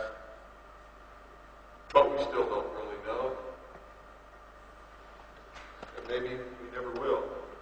And it's not important at all when you understand the organization was the Scottish Rite of Freemasonry. They also founded the Ku Klux Klan.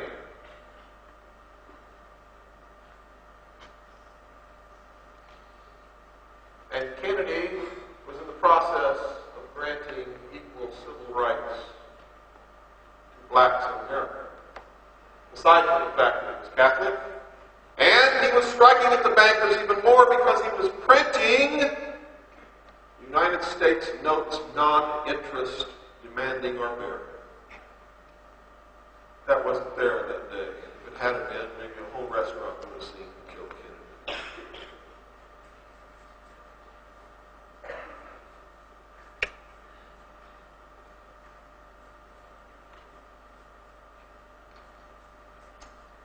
Look at the pyramid above that building.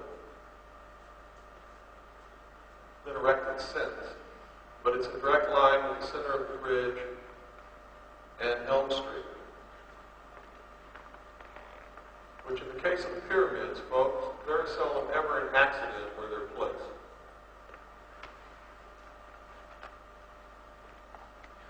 Just looking directly up Main Street, that's the route Kennedy should have traveled.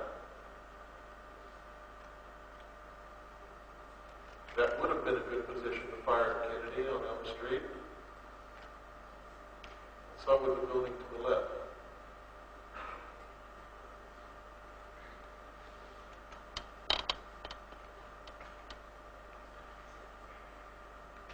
But the building behind which is the pyramid would have been an even better spot because it's a direct line. The best place for an assassin to stand if he's using a rifle is directly in front of the person he wants to kill or directly behind. Behind is the worst. Since the target is going away, it's getting smaller in the scope. If you're in front, as the target comes toward you, it gets larger in the scope. If you're on the side, the target's going by you so fast, looking through a scope, you'll probably be lucky if you even see the target, much less get the crosshairs on it at that close of a distance to the grassy knoll. Next best to directly in front or in back would be an oblique angle.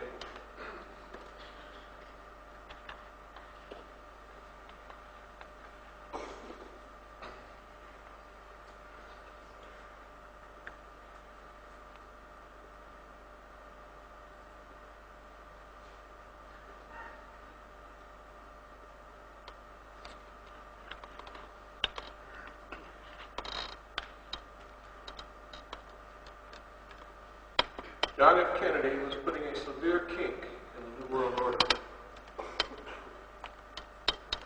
In fact, I think if he'd lived, he may have been able to stop it in its tracks. He certainly would have saved the United States from slavery just by the printing of United States notes instead of Federal Reserve notes.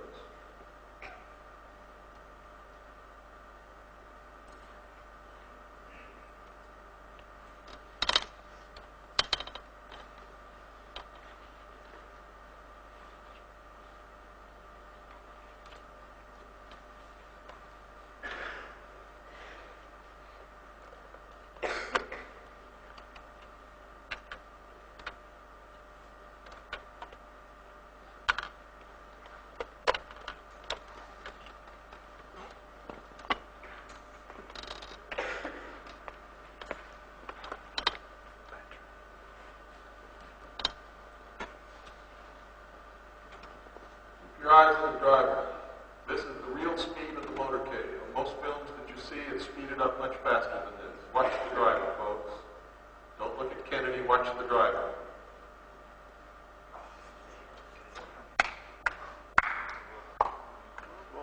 You'll see it again. Watch the driver. Right after the driver turns around and appears to shoot Kennedy in the head, watch the right front windshield. This is the first time anybody in the world has seen the whole film with no footage missing. Every frame is in this, except for right here, where it stops and starts. Pardon? This is also the wide-angle view. It's not zoomed in like most of the television That's productions correct. are.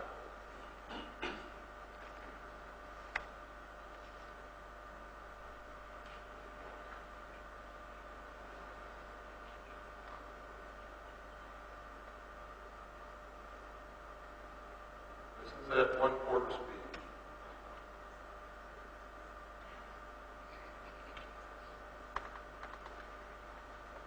That's the place, that's the only break in the film. It's not missing frames, it's where Zapruder turned it off and then started it again.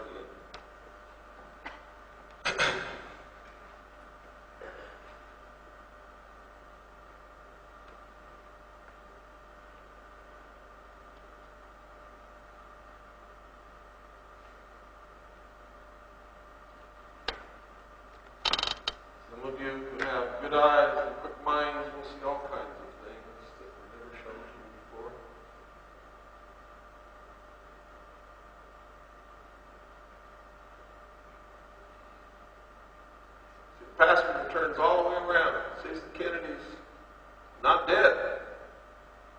turns around to Greer and says, "Hey, man, he's not dead. What are we going to do now?"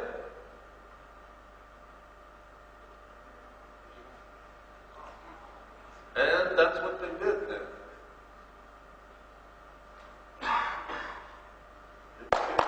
Go through the front windshield.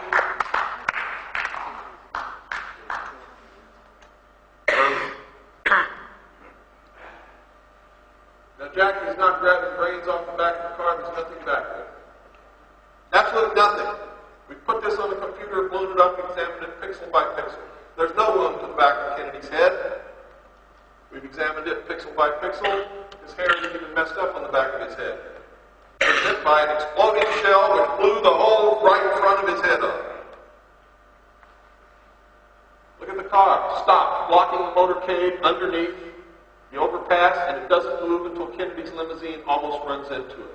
That was to make sure that he didn't escape without being thoroughly creamed.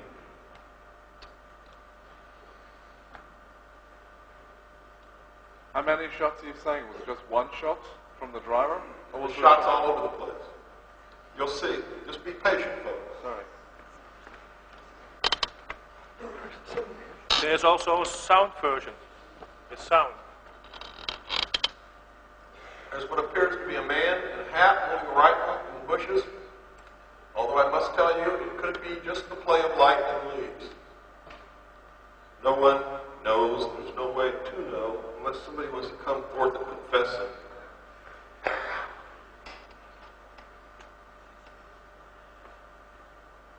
On the computer, we can't even tell. If anything, it looks more like the play of light and leaves than a real man with a rifle.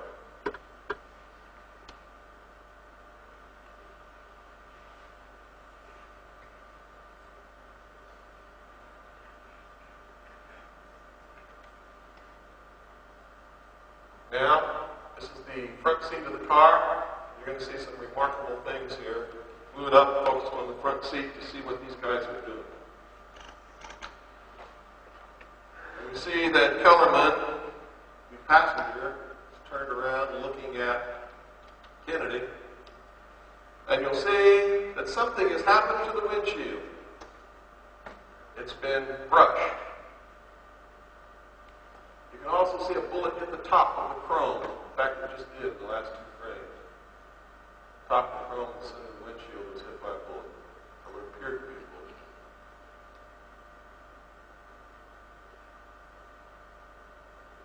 See, Greer is also looking at the president. Greer right there, looking right to the back. Now, if you know anything about the training of people who drive cars for important people, he was supposed to have his foot through the floorboard, getting that limousine out of there, not looking around. Kellerman, the passenger, is now beginning to talk. They're talking right now with each other. He's going to lean forward and take the wheel with his left hand, the Kellerman wheel, the passenger.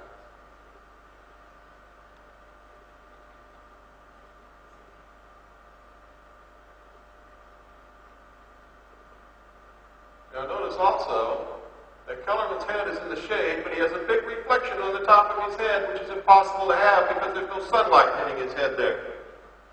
And on the computer, we found that they've literally scraped the emulsion off the film to hide what it is that's happening in the front seat. They brushed over the window, and they brushed all in here.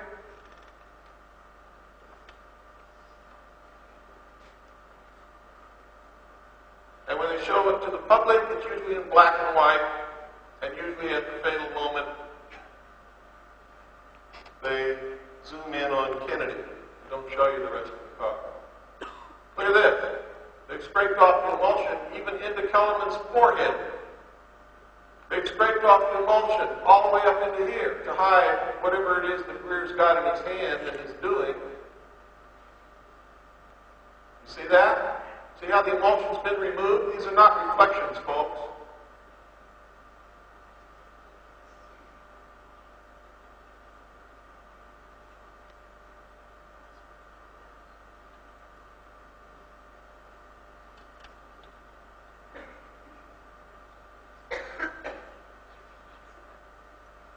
You'll see it even better here in a few minutes.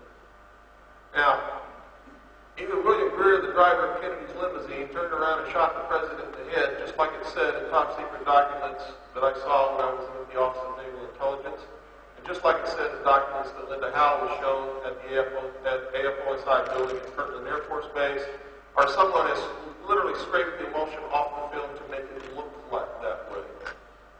To take our eye maybe away from something else in the car. And what could that something else be? It could be that this is easily debunked and draws your eye away. It could be that this is really a gun in William Greer's hand and he's really shooting the president because for this entire time he is looking directly at the president as if he's aiming a weapon. But if you look here, you'll see that there's an arm with something in it, something in the hand, coming across the back of the seat.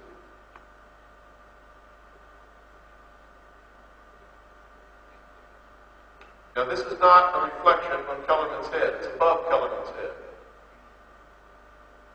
This is not a reflection. A reflection on a dark suit cannot ever be as bright as or brighter than reflections on glass and chrome, and this is, which indicates that the emulsion has been removed from the film. How do I know this? Because I have a degree in photography, and what you're seeing is a videotape made from an original first-generation copy of the Zapruder film, which is in the vault of the intelligence community on 35 millimeter film.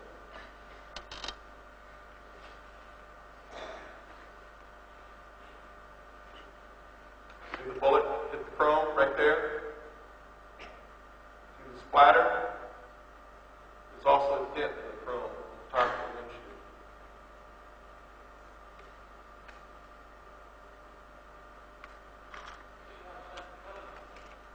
I have no idea.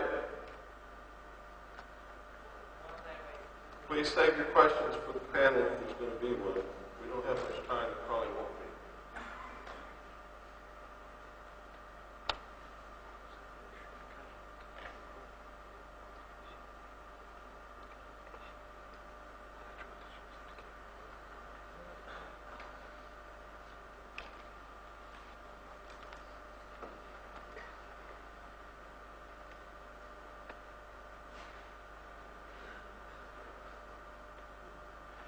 Now they're both ducking down.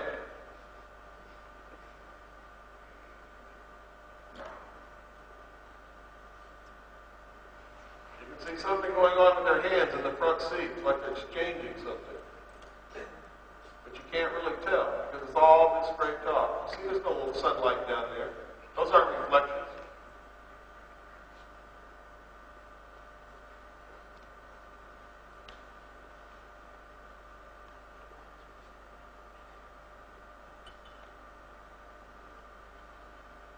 Watch right here, folks.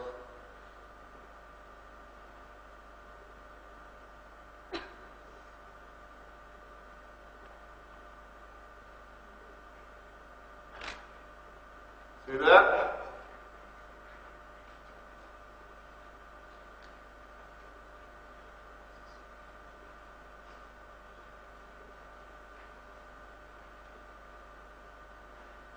See all this?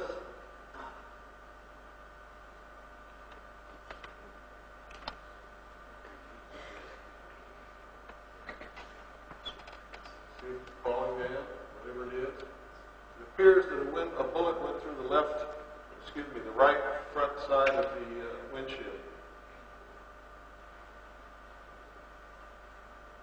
But when you really begin to understand how much this film has been doctored to deceive us, you'll understand that this film is no longer useful for anything except to prove that there definitely was a conspiracy because the film has been doctored to hide what really happened from the public. And nobody's ever known that before. And nobody's ever told us, including all these so-called photo experts, who've been helping conceal the facts. This is not supposed to be in public hands. It took us years, a lot of work, a lot of money, and nurturing a lot of contacts to get it.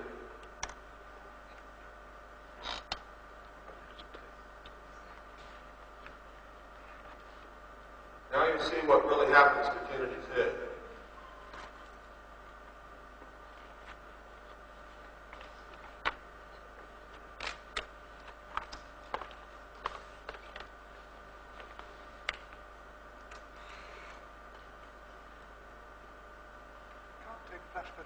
screens. That's the projector.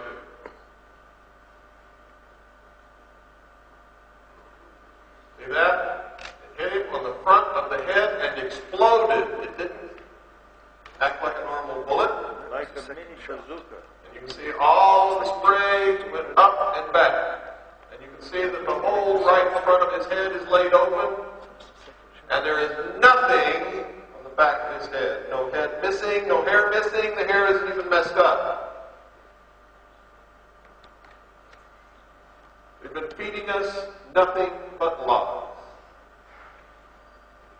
And there you can see where they've doctored the film to hide a hand and something and an arm. See the cuff? Now here's Conley's arm right here. Remember, you're seeing these frames for a long time. If we ran it at the normal speed, you wouldn't even have time to notice anything in these frames. Nothing at all.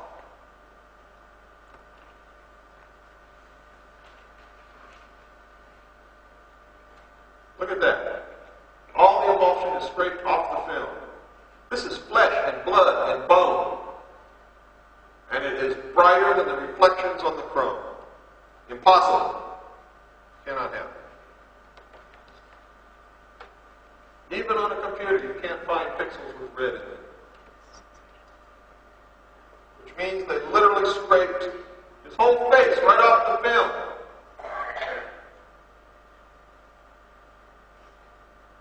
We will never know from the Zapruder film what really happened, except one thing is absolutely positive. For the first time in history, we can prove conspiracy. And it can only have been done by two groups. Either the National Photographic Laboratory and the intelligence community in Washington, D.C., who took the film from Abraham Zapruder, or Time Life, who purchased it from Abraham Zapruder. And whoever did it was also guilty of the murder, because conspiracy says that any member of a conspiratorial group is just as guilty as the man who pulled the trigger. That's the law in my country. Look at that.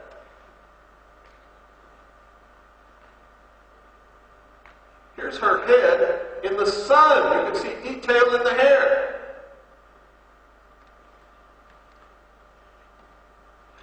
They've been screwing with us all these years.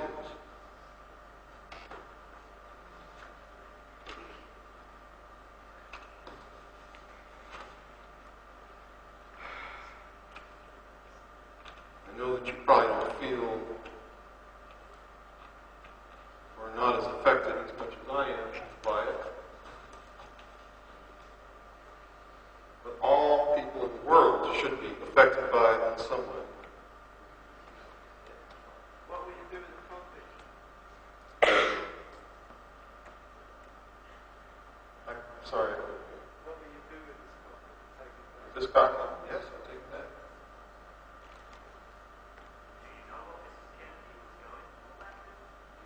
He was trying to get out of the car.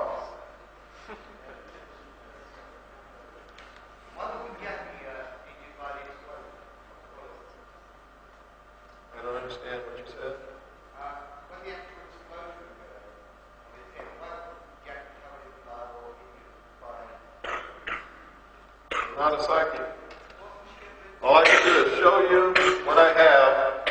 I can't read the minds of anybody or the actions of bullets or pigeons or anything else. You see, there's nothing on the back of that car. The bumps that you see are normal. They're supposed to be there. They're part of the car. All this rumor and conjecture and stories that she was trying to get a piece of John F. Kennedy's skull, I think that was perpetrated by Bob Grover, is a lie. Why is there no blood on her coat after exploding his head? Oh, there's blood all over her dress. Put it on the computer, you can see the... See, we look at it pixel by pixel. How will you say you want to manipulate the image? Very simple. Go get another copy of the film that I've never touched in my life and look at it. You know, I had a copy from the BBC with sound, and I can tell you that's very doctor.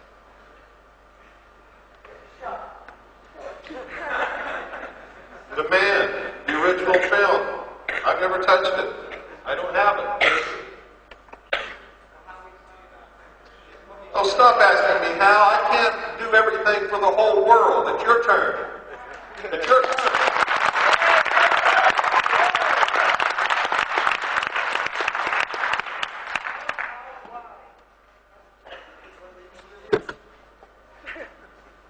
What's happened to the driver subsequently? Driver was abducted today, you mean? According to the records, he died in 1985. However, that doesn't names and government aid on a death certificate and a new ID card and a quick move. So we don't really know if he's really dead or if they've just quietly transferred him to some island in the Bahamas and given him a bag of bottles of gin.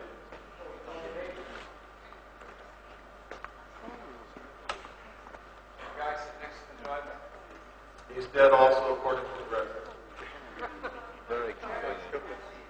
People involved in things like this in the United States government usually don't live long. Do you suspect that Connolly knew this already? Except for G. Gordon Liddy, he never talks. G. Gordon Liddy. Was shot by one of the drivers of the car, and it looks like that might be possible. It appears that the driver turned and shot him at point-blank range in the head. Now, the reason I went on this search is when I was in the Office of Naval Intelligence, I saw documents that stated that the driver was the one who shot Kennedy. But what puzzles me is why Jacqueline Kennedy must have seen that. Yes, that's why she tried to get out of the car. If you're in a car and somebody just shoots your husband and you saw it when you get out, that's what she did. Who are the other two people in the car behind the driver? Nobody's ever shown you this car either, have you? Folks, you've got to start to learn to put two and two together. Now, I'm not trying to hurt your feelings. I'm not insinuating anything, but you've got to learn to think. Seriously. The Secret Service just shot her husband, who had her children. Where were her children?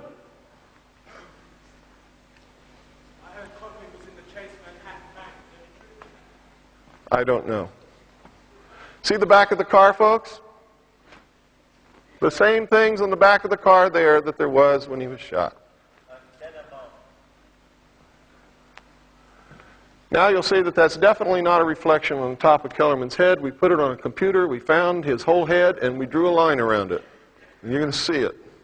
And you'll be able to see also. You can also see flesh on Greer's face between what appears to be a gun barrel and the top of Kellerman's head.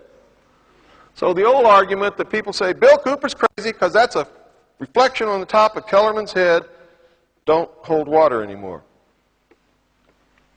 That's where Greer's shoulder really is by computer analysis. And you can see that they've scraped away his whole shoulder even up into the grass area so that you can't tell that he's turned that far around in the seat. That's the top of Kellerman's head.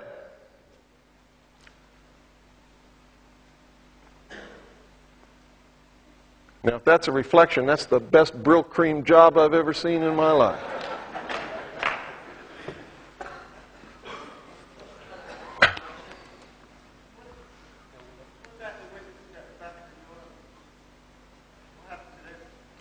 There were witnesses who said they saw the driver turn and shoot Kennedy. They're dead. Yeah.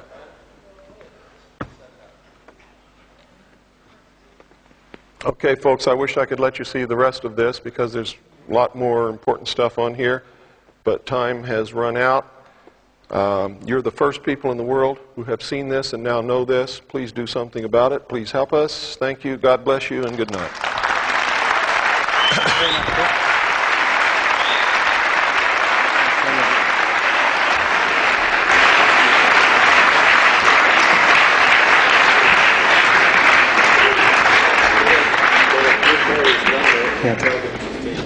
Well, can you get me the number, please? We'd like to close up now. I would like to apologise on the behalf of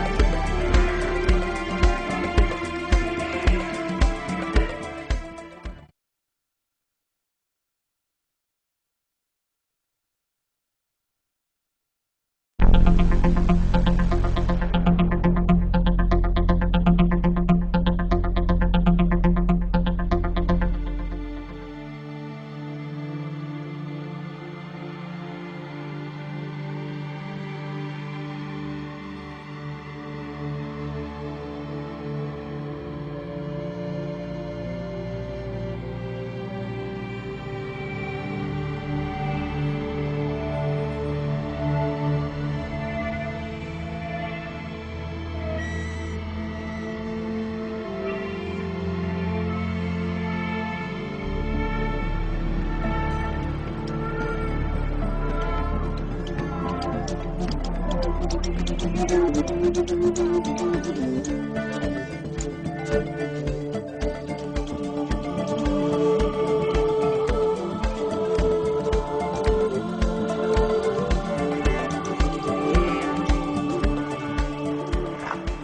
going to preface this film and try to put some things that you've already heard today into some form of perspective.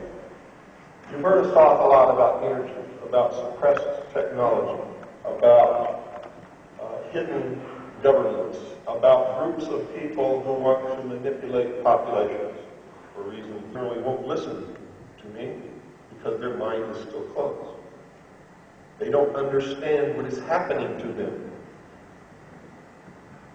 When a silent weapon is applied, gradually, ladies and gentlemen, the public adjusts, adapts to its presence, and learns to tolerate its encroachment on their lives until the pressure, psychological, via economic, becomes too great, and they simply crack up. Therefore, the silent weapon is a type of biological warfare. It attacks the vitality, options, and mobility of the individuals of a society by knowing, understanding, manipulating, and attacking their sources of natural and social energy, and their physical, mental, and emotional strengths and weaknesses. And they become depressed, and they don't understand what's happening. And they're bombarded with more violence, and more immorality, and more wars, and more death, and more diseases, and more AIDS, all brought about by our controllers to force us in a state of capitulation, which means surrender. And sometimes I get a pain in my chest and in my heart that I cannot contain because I know what's happening, and it's so difficult to get anyone to listen. And I know that if they do not listen and open their minds and change things, take the power back into their hands, that they are doomed to slavery forever. For the entire history of the human race, no man or woman ever, unless they were a king, a queen, a sultan, an emperor, or an emir, were ever free. Until a bunch of malcontent criminals, religious misfits, went to the New World and established the United States of America and wrote a constitution with a Bill of Rights. And to this day, the American citizens are the only people on the face of this earth who have ever truly and totally been free. But it's going backwards now. You see, we always carried the torch of freedom for the world, and we're not doing it now. If you don't watch out, the United States will lead you into slavery. For we've already lost about half of our Bill of Rights, which protects our Creator-endowed rights, which were given to us by God. You see, we have no constitutional rights. Our forefathers did something that nobody ever did in the history of the world. They said there is a God. And God gave us, man, certain unalienable rights, which no one can ever take away from us. We can't even contract to give them away, because they were given to us by God. First time in the history of the world, man stood as a sovereign king in his own right with a government as his servant. And now, I am ashamed to say, the American people do not even vote anymore. They become apathetic, irresponsible, stupid, and lazy. And they're giving it up. And if the United States Constitution and the Bill of Rights fall, all freedom in the world will fall with it. I can guarantee you. All of them. What do you think would happen, ladies and gentlemen, after all the indoctrination that you've been exposed to through the movies and television and even newspaper ads about extraterrestrials and flying saucers? Now they pump $100 million in the SETI project and begin to find you to accept that there may be extraterrestrials from outer space threatening this planet. Why, you'd be willing to give up whatever you had to give up, whatever is necessary, your rights, your money, your house, whatever, to join all humanity in a one-world government to face that threat, so that those little green men wouldn't come down here and eat our children, just like you did in World War II. That's why this technology is being developed in secret, because someday they will fly it over all the major cities of the world. And our leaders will come on television and say, we finally made contact with an extraterrestrial race. They're here. And since they are more technologically advanced than us, they are a threat. And we must come together as one humanity to oppose that threat. Did you know that Ronald Reagan said 6 times in his presidency at the end of speeches? Wouldn't we all come together as one humanity and forget our petty differences if we were threatened from some other species, from some other planet? Why would a president say that 6 times? Did you know that in a meeting with Mikhail Gorbachev, Ronald Reagan said that Premier Gorbachev and I have discussed the possible invasion from outer space of some other species from another planet, and we have agreed that if this were to happen, we would combine the military forces of the Soviet Union and the United States to face that threat. And then Mikhail Gorbachev walked to the microphone and said, I cannot foresee such a possibility, but if such a possibility occurs, we will gladly furnish our military might, together with the military might of the United States, to oppose an extraterrestrial invasion.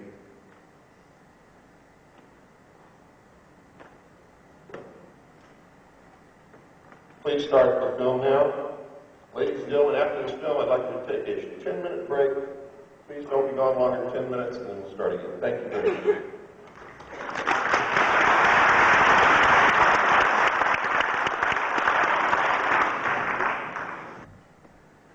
We need to be concerned about the ozone hole, the burning of the Amazon rainforest, global warming. Let me enlighten you. For these are all deceptions, manipulations, designed to ask you to ask for more control. Why is the Amazon rainforest burning? Anybody know? Nobody knows. You see, the first thing I ask when somebody tells me something terrible is happening, I think, why is this happening? Why is it burning? What caused it to burn? Who's behind it? What is the end result of the burning of the rainforest? Climate change. World bankers. Folks, let me tell you what happened down there.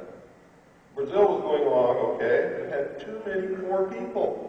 About 98% of Brazil are dirt poor people at a poverty level that you cannot even imagine in this country, and we in the United States cannot imagine anyone being able to live under those conditions either, because we've never had to do it. So we don't understand that kind of poverty. They have unbelievable natural resources in Brazil, but they couldn't get at them. Nobody had the money to get at them and do anything with them. But they have the cheapest labor you could ever dream of, where these people would work for a scrap of bread. They're so poor that the children are considered to be a nuisance, and gunmen and thugs are hired by the businessmen to kill the children. That's the kind of poverty I'm talking about. The World Bank, using money from the International Monetary Fund, went to Brazil. Nobody asked them to go. Nobody asked them to do what they did. But what they did was build a road across the Amazon jungle going nowhere. Huge highway. Billions of dollars. For what? It didn't go anywhere. There were no towns. Nobody had any money to mine anything. The people are so poor. Well, these people knew that those poor people would see that road as the answer to their prayers, heaven on earth, Valhalla, right over the horizon.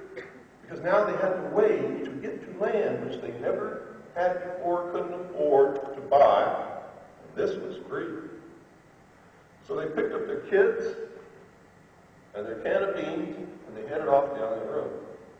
When they came to a spot they liked, they began to cut the trees and burn the wood and plant crops so that they could feed themselves and get out of the dirt poverty that they've been living in for the rest of their lives. And the people who built that road knew that they would do it. And they knew that they would burn those trees, And they knew that the soil was so poor they could only grow one crop and would have to move on and chop more trees and burn them before they had tested everything in advance. And they knew that the rest of the world, being stupid like we are, and being rich and used to having good things, would not understand what was happening and would say, we've got to stop burning the rainforest. But how can you tell a sovereign nation not to burn their own forest? Can't do that, can you? What's the answer? The answer is to make Brazil give up her sovereignty and thus make every nation give up their sovereignty so a world governing body can make sure that the rainforest doesn't burn. You see how easily we're manipulated? And when I said stupid, I mean it. Stupid means mentally crippled. And I don't mean to insult anyone, but before I can reach the point where I'm at now, I had to look in the mirror and say, Bill, you've been stupid for most of your life.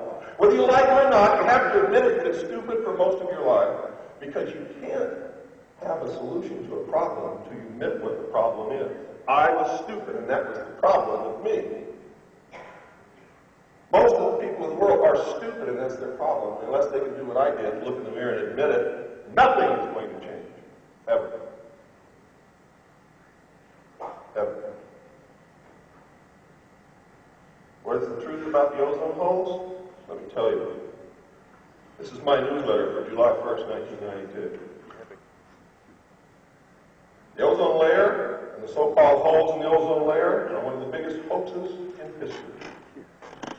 It is designed to hasten the New World Order. The only answer to such a program were real is centralized control of the Earth's atmosphere and everything that goes into it.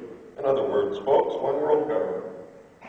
The treaty signed at the Earth Summit, which made me puke every time I saw it on television, in Brazil were designed to nibble away at the sovereignty of nation states. I tuned into it one day on C-SPAN, and what did I see? I saw this huge wooden dais. Must have taken 40 trees to build this thing, and upon it were sitting in this order John Denver, the Dalai Lama, Whoopi Goldberg, and Al Gore, telling the rest of us that we shouldn't be using trees to build around.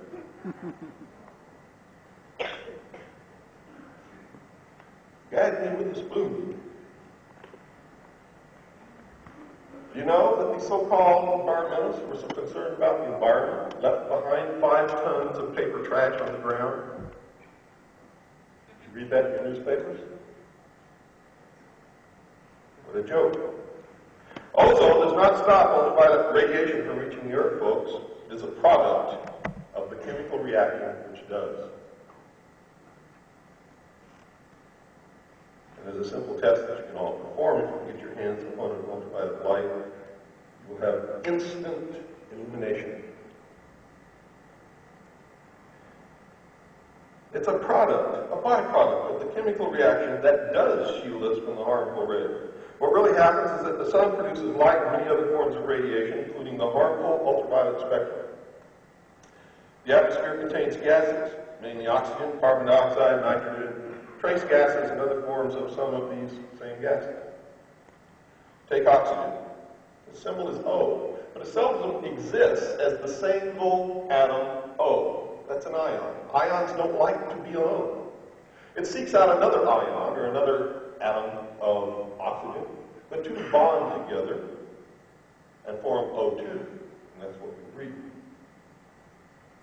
You see, there are several forms of oxygen, as there are several forms of helium and many other chemical elements.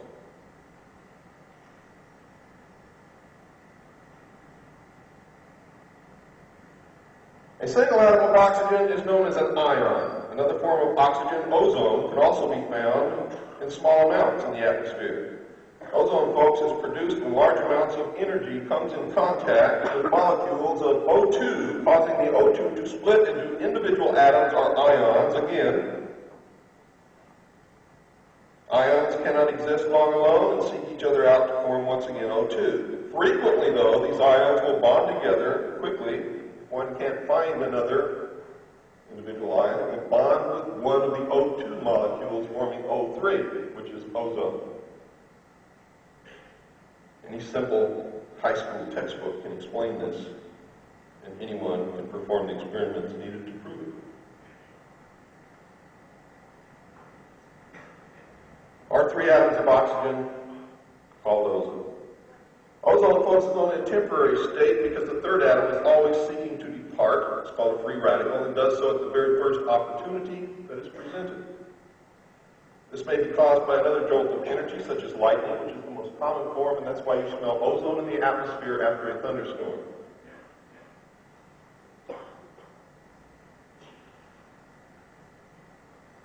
Or it can be caused by coming into contact with something that will oxidize. Lightning, folks, is one of the most recognized means of converting O2 into ions. Ozone is constantly being formed and destroyed every few seconds.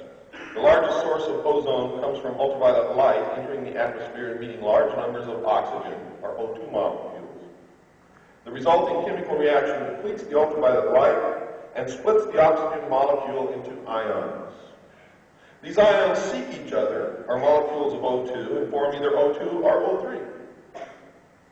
The O3 does not exist more than a few seconds and reverts to O2 as the third atom is released to either unite again with another ion forming O2 or unites with another chemical which it oxidizes. As you can see, ozone is a byproduct of the process and has nothing whatsoever to do with protecting us from the ultraviolet light. You can prove this to yourself by getting an ultraviolet light. Gem stores, rock hound stores. People who collect rocks have ultraviolet lights because they use it as one method of identifying certain minerals. Take the ultraviolet light into a room, close the door, smell the air. You will not smell any ozone. Plug the ultraviolet light into the socket, shine it around in the room, and the room will instantly be filled with ozone, and you will be able to smell it with your own nose. Ozone is created by ultraviolet light, and these people who convinced you otherwise are laughing at you. In fact, the whole universe is laughing. It's hilarious that you blindly believe without investigation. And for most of my life, folks, don't feel so bad. I was guilty of the same thing until I looked in the mirror and said, Bill, you've been stupid most of your life. You're never going to be stupid. I hope you can find it in yourself to do the same thing. It's hard to do. It's hard to look at yourself in the mirror and say that you're stupid. It's hard to stand up here and admit to the world that I was stupid. But if I had not done that, if I had not identified the problem, I never, ever could have reached a solution. All this New Age movie about, don't talk about negative things. Don't talk to me about problems. I don't want to know about problems.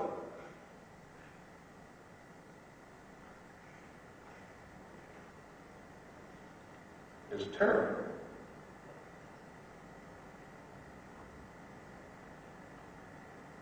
Animals, including humans, folks, breathe air. We absorb the oxygen from our lungs into our bloodstream.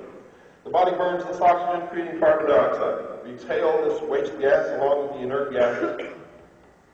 Green plants, including plankton in the ocean, breathe the carbon dioxide using the carbon atoms as their cellular building blocks. When they are done, they exhale the oxygen. As long as there is oxygen in the atmosphere and as long as the sun produces ultraviolet light, we will always have plenty of ozone in the atmosphere. Do we really need it? The answer is yes.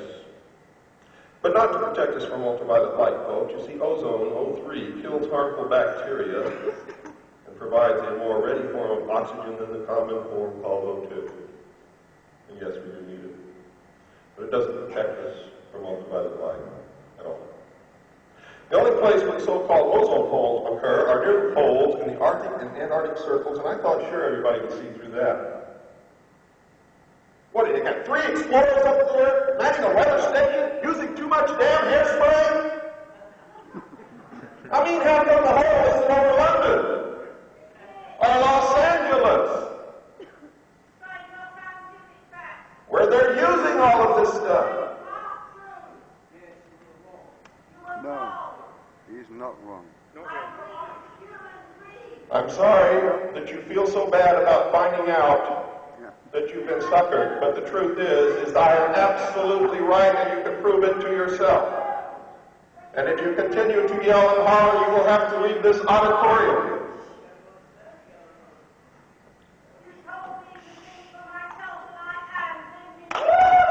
That's wonderful, man. Thanks. Don't talk.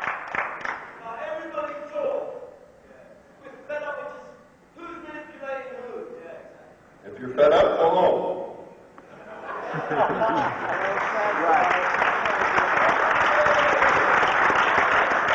This is like a television set, folks. If you don't like what you're viewing, turn it off. If you don't like what you're hearing, nobody has chained you to your seats. Period. I'm here to give you information, not to kowtow to you, not to make you feel good. Let him talk first.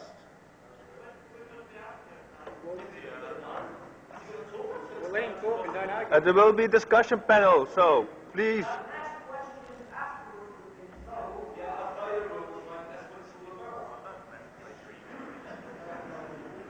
The only place where the so-called ozone holes occur are near the poles, folks, in the Arctic and Antarctic circles. The reason for this is that the Earth is tilted on its axis as it moves around the sun, and twice a year, one pole does not get hit with sunlight. Therefore, the reaction does not take place. And it is not a hole that is being observed, it is an absence of the reaction. There are no CFCs at the North and South Pole. There's nobody up there spraying vast amounts of CFCs from spray cans, hairspray, or anything else into the atmosphere. Period. It's not happening. It is a manipulation. And you're going to find out why. Just a couple of minutes. The holes only occur, and you'll notice this, in winter, at whichever point is experiencing the winter. Never occurs in any other time. They occur where the Earth's tilt causes a perpetual night during the winter months and where no ultraviolet light is coming into contact with oxygen. Thus, there is no production of ozone. Another so-called hole will predictably appear at the other polar region when that hemisphere is in its winter months. And if you'll go back through the newspaper articles which announces the poles at the holes at the poles, you will notice that wherever the hole is at the pole that it is at is always in the winter. That pole is not receiving sunlight. You should know by now that they are not holes at all, but only areas where the ozone-producing chemical reaction between ultraviolet light and oxygen does not occur. You should have also deduced from this process that the so-called holes will seem to appear and disappear as the region moves from winter into summer and then back again into winter. The whole process is a natural cycle, it is predictable, and it's very simple to understand. The scam that CFCs deplete the ozone layer, which is non-existent, can be easily exposed. Most of the CFCs in the world can be found in the northern hemisphere, where most of the rich nations are located.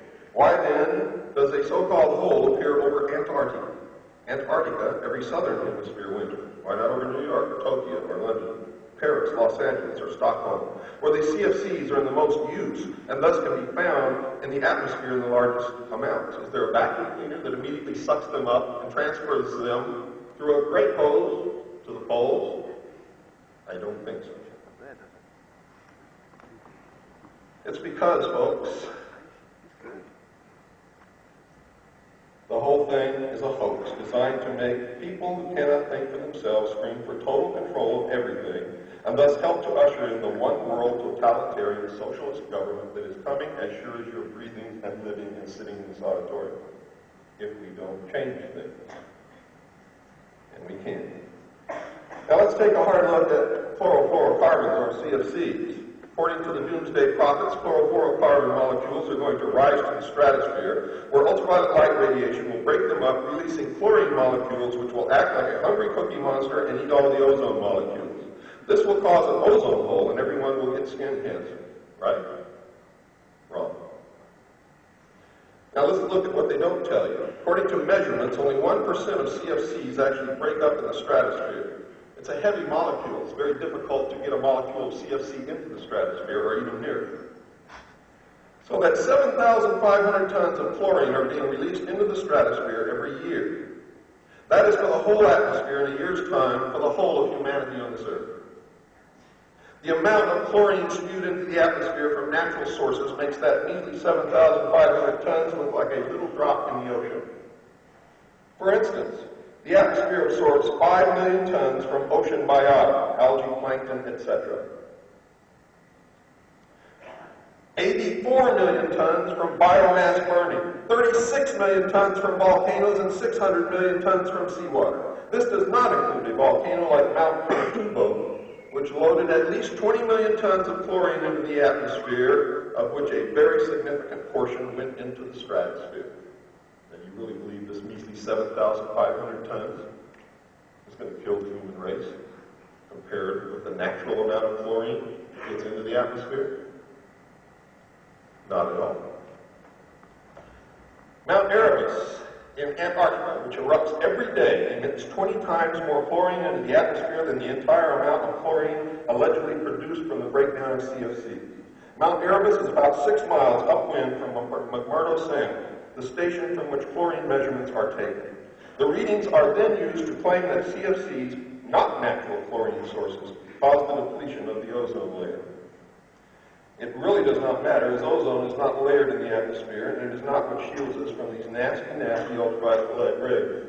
The atmosphere is constantly in motion. There's no gas layer anywhere in the atmosphere. It's evenly distributed throughout it. If gas layered in the atmosphere, you could only breathe at one elevation and no other.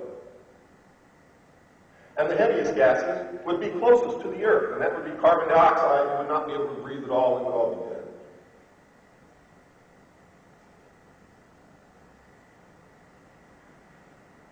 The case is exactly the same with halogens. The doomsayers want all halogen fire extinguishers banned because they produce bromine. This chemical is supposed to be a super ozone destroyer, 10 times more dangerous than CFCs. The actual amount of bromine released is very insignificant, perhaps not even measurable, because most of the bromine that's actually in halogen is destroyed in a chemical reaction during fire suppression. On top of that, they never have a life long enough in the atmosphere that is necessary to even get to the stratosphere. Ozone levels over a measured period of time shows a clear oscillation from year to year. If you were to compare the cycle in ozone levels with the number of sunspots over the same period, the correlation is very clear. An 11-year and a 22-year cycle in ozone levels matching the sunspot cycle are clearly evident. A major influence on the density of ozone in the atmosphere is sunspots, solar flares, the influence of the sun. It is how ozone is created in the first place. Billions of tons of ozone are created every instant and are also destroyed every instant. In 1988, the Ozone Trends Panel released a report supposedly documenting that there had been a 3% depletion in the ozone layer over the northern hemisphere. They gave a press conference. They handed out a summary of the report, but the report itself did not come out for another 3 years. When it came out, what it said was actually totally different from what they reported at the press conference, but that was buried on the last page of the newspaper.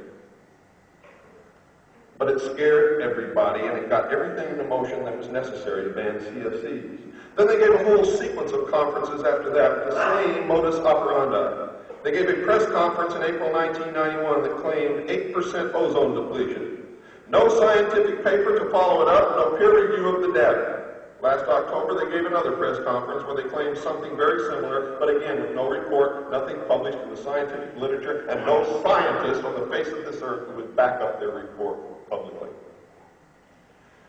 On their 1988 press conference, the Ozone Trends Panel picked a very curious date, 1969, to start their analysis of worldwide ozone data, and they ended in 1985, 17 years, or 1.5 solar cycles later.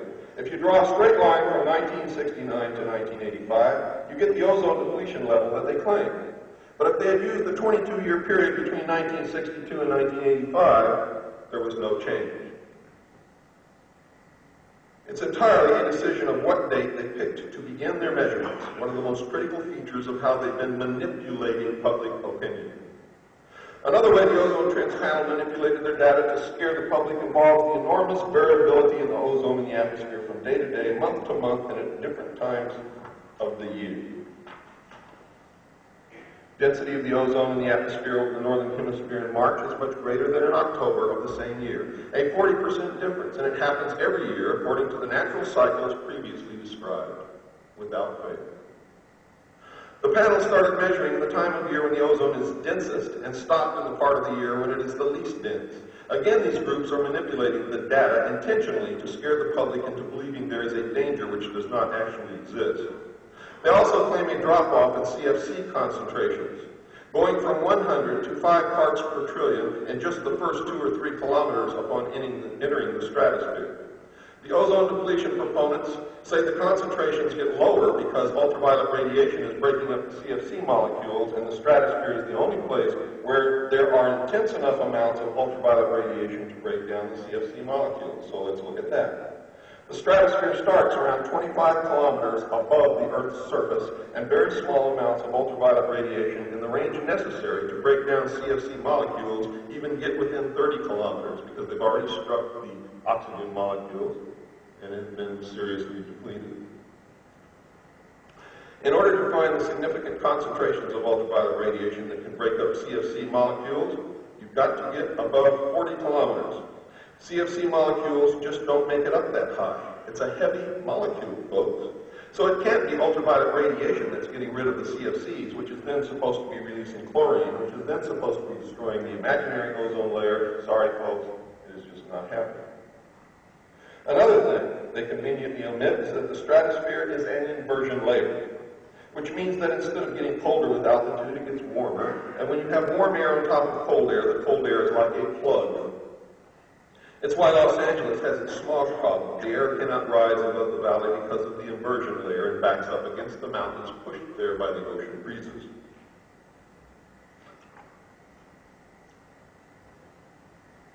The air remains trapped. Whatever air makes it to the upper part of the atmosphere comes right back down because of this plug. There's no evidence that they're being broken up at all. Show me a scientific paper. Anybody? Show me a paper written by a scientist that says this. They don't exist. The threat touted by the doomsayers is increased skin cancer, which is a blatant lie. The only reason skin cancer has risen is that the old taboos against being in the sun, especially with the white race or light-skinned peoples, and suntanning have fallen by the wayside. Suntanning is a relatively modern phenomenon. The population of the world has doubled, and there are more people out in the sun and on beaches than ever in the entire history of the world. More light-skinned people have moved south or north, as the case may be, in order to enjoy milder winters. If a person living in the northern hemisphere moves south only 60 to 120 miles, it translates into an increase of 10 to 20% in ultraviolet radiation exposure. But if you were to move from Tromsø, Norway to Panama or Bombay, you're talking about an increase in ultraviolet radiation of more than 600%. And great populations have moved from the northern and southern hemisphere into the middle latitudes because of the increased affluence of people and the ability to make the travel so that they don't have to spend large sums of money to heat their homes in the winter. According to the theory of those who want to scare you into the New World Order, a 1% ozone depletion means a 2% increase in ultraviolet radiation, but the data shows ultraviolet radiation actually decreased as much as 7% between 1974 and 1975 when these measurements were taken in the United States.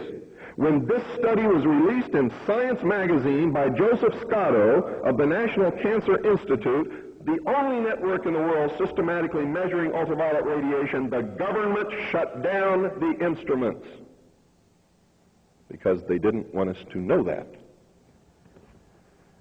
CFCs are being banned, yet nobody talks about the consequence of this action.